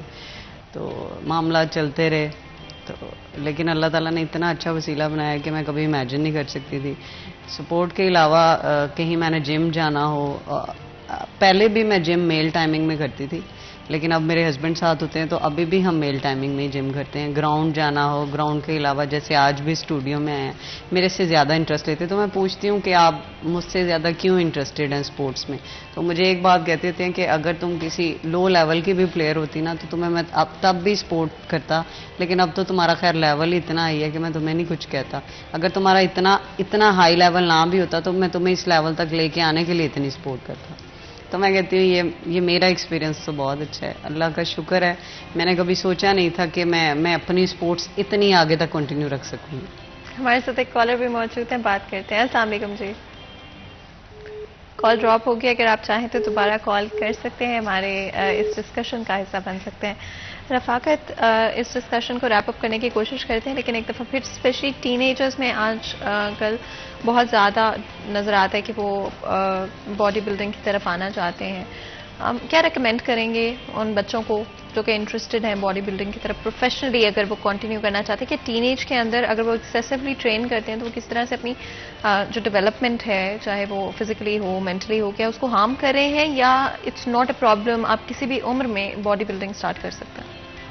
नहीं, किसी भी उम्र में आप बॉडी बिल्डिंग तो स्टार्ट कर सकते हैं, पर मैंने आपको पहले भी बताया कि जो बच्चा डिसाइड करता है ना कि मैंने ये स्पोर्ट्स चूज़ करनी है, उसकी एक एज होती है जिसमें अल्लाह की तरफ से उसके जो हार्मोन्स हैं वो बहुत ज़्यादा एक्टिव होते हैं, अच्छे काम प्रोड्यूस अच्छा हो रहा होता है अल्लाह की तरफ से।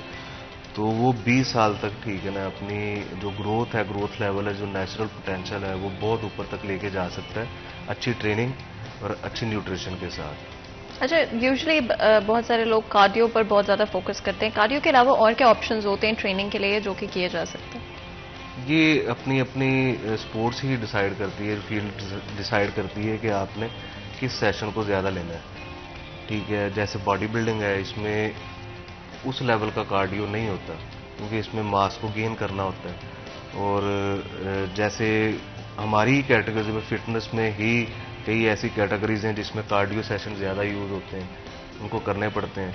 तो ये डिसाइड करती है आपकी आप जो फील्ड यूज़ कर रहे हैं, ठीक है। जैसे इनका ये सारा कार्डियो ही है, इनका सारा स्प्रिंट है, ठीक है, वॉक भी करनी है, कुछ लॉन्ग रेस भी करनी है, सारा ये कार्डियो सेशन ही है इनका। अच्छा, कार्डियो में जिम में रहते हुए किस तरह से कार्डियो किया जा सकता है, इस पर मैं ज़रूर बात करना चाहूँगी, लेकिन हमारे साथ क्योंकि कॉलर मौजूद है, पहले कॉलर से बात कर लेते हैं। अस्सलाम वालेकुम जी। वालेकुम अस्सलाम जी, कौन बात कर रहे हैं और कहाँ से बात कर रहे हैं? मोहम्मद फारूक बात कर रहा हूँ फैसलाबाद से। जी बताएं। जी, कुछ पूछना चाहेंगे या कुछ शेयर करना चाहेंगे? जी, मैं सर साहब से पूछना चाहूँगा कि उन्हें बॉडी बिल्डिंग चैंपियन बनने में कितना टाइम लगा और उन्होंने कितने दिन की ट्रेनिंग डेली करते थे? बहुत बहुत शुक्रिया कॉल करने का, दो बहुत ही इम्पोर्टेंट सवाल। ये पूछ रहे हैं कि कितना टाइम लगा था और कितनी ट्रेनिंग में दिन में। अच्छा, जो मैं सबसे पहले चैंपियन हुआ था ना, अल्हम्दुलिल्लाह, वो 3-3.5 साल मैंने इस फील्ड में रह के, ठीक है ना, इतना टाइम मुझे भाई लगा था। मैं जूनियर मिस्टर पाकिस्तान हुआ था 2004 में, ठीक है। तो उस वक्त ट्रेनिंग जो है वो उस वक्त में बहुत ज़्यादा ट्रेनिंग मेरी थी, ऑलमोस्ट 2-2.5-3 घंटे का मेरा सेशन होता था पर डे, ये ट्रेनिंग थी मेरी। तो टाइम कितना लगा ओवरऑल? टाइम बता तो रहा हूँ कि टाइम इतना अच्छा सेशन मेरा इतना होता था। तो जब से स्टार्ट की थी 3.5 साल 4 साल ऑलमोस्ट इतना मैंने अपनी जो ना है वो स्ट्रगल उसमें था। और जो एक कंपटीशन के लिए मेरी जो तैयारी थी कि मैंने खास मतलब पाकिस्तान के लिए जूनियर मिस्टर पाकिस्तान जो मैंने कंपटीशन जीता कि इसके लिए जो मैंने तैयारी की है ये ऑलमोस्ट 8 साढ़े 8 महीने की थी प्रोफेशनल। एंड आई थिंक हमारे जो कॉलर पूछ रहे थे स्पेशली बॉडी बिल्डिंग में हमें नजर आ रहा है लोगों का कितना इंटरेस्ट है, इसीलिए वो आपसे स्पेसिफिकली सुनना चाह रहे हैं जिस तरह 8 महीने साढ़े 8 महीने पर स्पेसिफिक कंपटीशन एंड ओवरऑल अपनी बॉडी को उस रिदम में लेकर आने में, उस शेप में लेकर आने में 3-4 साल, इफ आई एम करेक्ट। जी 3-4 साल पूरी नहीं तो कई ऐसे भी होते हैं जो पूरी लाइफ करते रहते हैं, वो उस टाइप के प्लेयर ही नहीं, वो वहाँ उस पोजीशन पे पहुंच ही नहीं सकते, वो अपना टाइम ही ज़ाया करते हैं। ठीक है, ये अल्लाह की तरफ से होता है कि वो रास्ते दिखाता है, रास्ते खोल देता है। ठीक है, तो बस ये अल्लाह की तरफ रुजू करें, जो भी आपके टारगेट हैं, गोल्स हैं, अल्लाह आपको रास्ते भी दिखा देगा, अच्छे कोच भी दिखा देगा, अच्छे कोचेस भी दे देगा, अच्छे ग्रुप्स भी दे देगा, हर आपको रास्ते मिलते जाएंगे, आप करते जाएंगे, चैंपियन बनते जाएंगे। ये नीयत को अच्छा रखें और अल्लाह से मांगे। ठीक है, तो मैंने अपनी लाइफ में ऐसे भी देखे हैं तो बहुत मेहनती हैं, बहुत कुछ करते हैं, पैसे भी लगाते हैं, इतने हमसे तो बहुत ज्यादा उन्होंने एफर्ट भी किए होंगे, पैसे भी लगाए होंगे, पर वो उस मुकाम तक पहुंचे नहीं है। बिल्कुल। अनिला, अगर आप एक लाइन में अपने हस्बैंड को कुछ कहना चाहें। मैं सिर्फ थैंक यू करना चाहूँगी कि जितनी सपोर्ट और जितना उन्होंने मुझे अप्रिशिएट किया, इसके अलावा मेरे पास अल्फाज नहीं है उनके लिए। अगर मैं कहना चाहूँ तो एक लाइन नहीं, बहुत सारी लाइन है, लेकिन अगर एक लाइन में इसको मैं करूँ तो मैं बस एक थैंक यू करना चाहूँगी। बिल्कुल, आप दोनों का बहुत बहुत शुक्रिया आज हमारे लिए, हमारे शो के लिए वक्त निकालने के लिए। अनिला के हस्बैंड भी हमारे स्टूडियो में मौजूद है, आपका भी बहुत बहुत शुक्रिया आज हमारे लिए वक्त निकालने के लिए। यहाँ पर आज के प्रोग्राम का वक्त खत्म होता है, मुझे इजाजत है, अपना ख्याल रखें, अल्लाह हाफिज।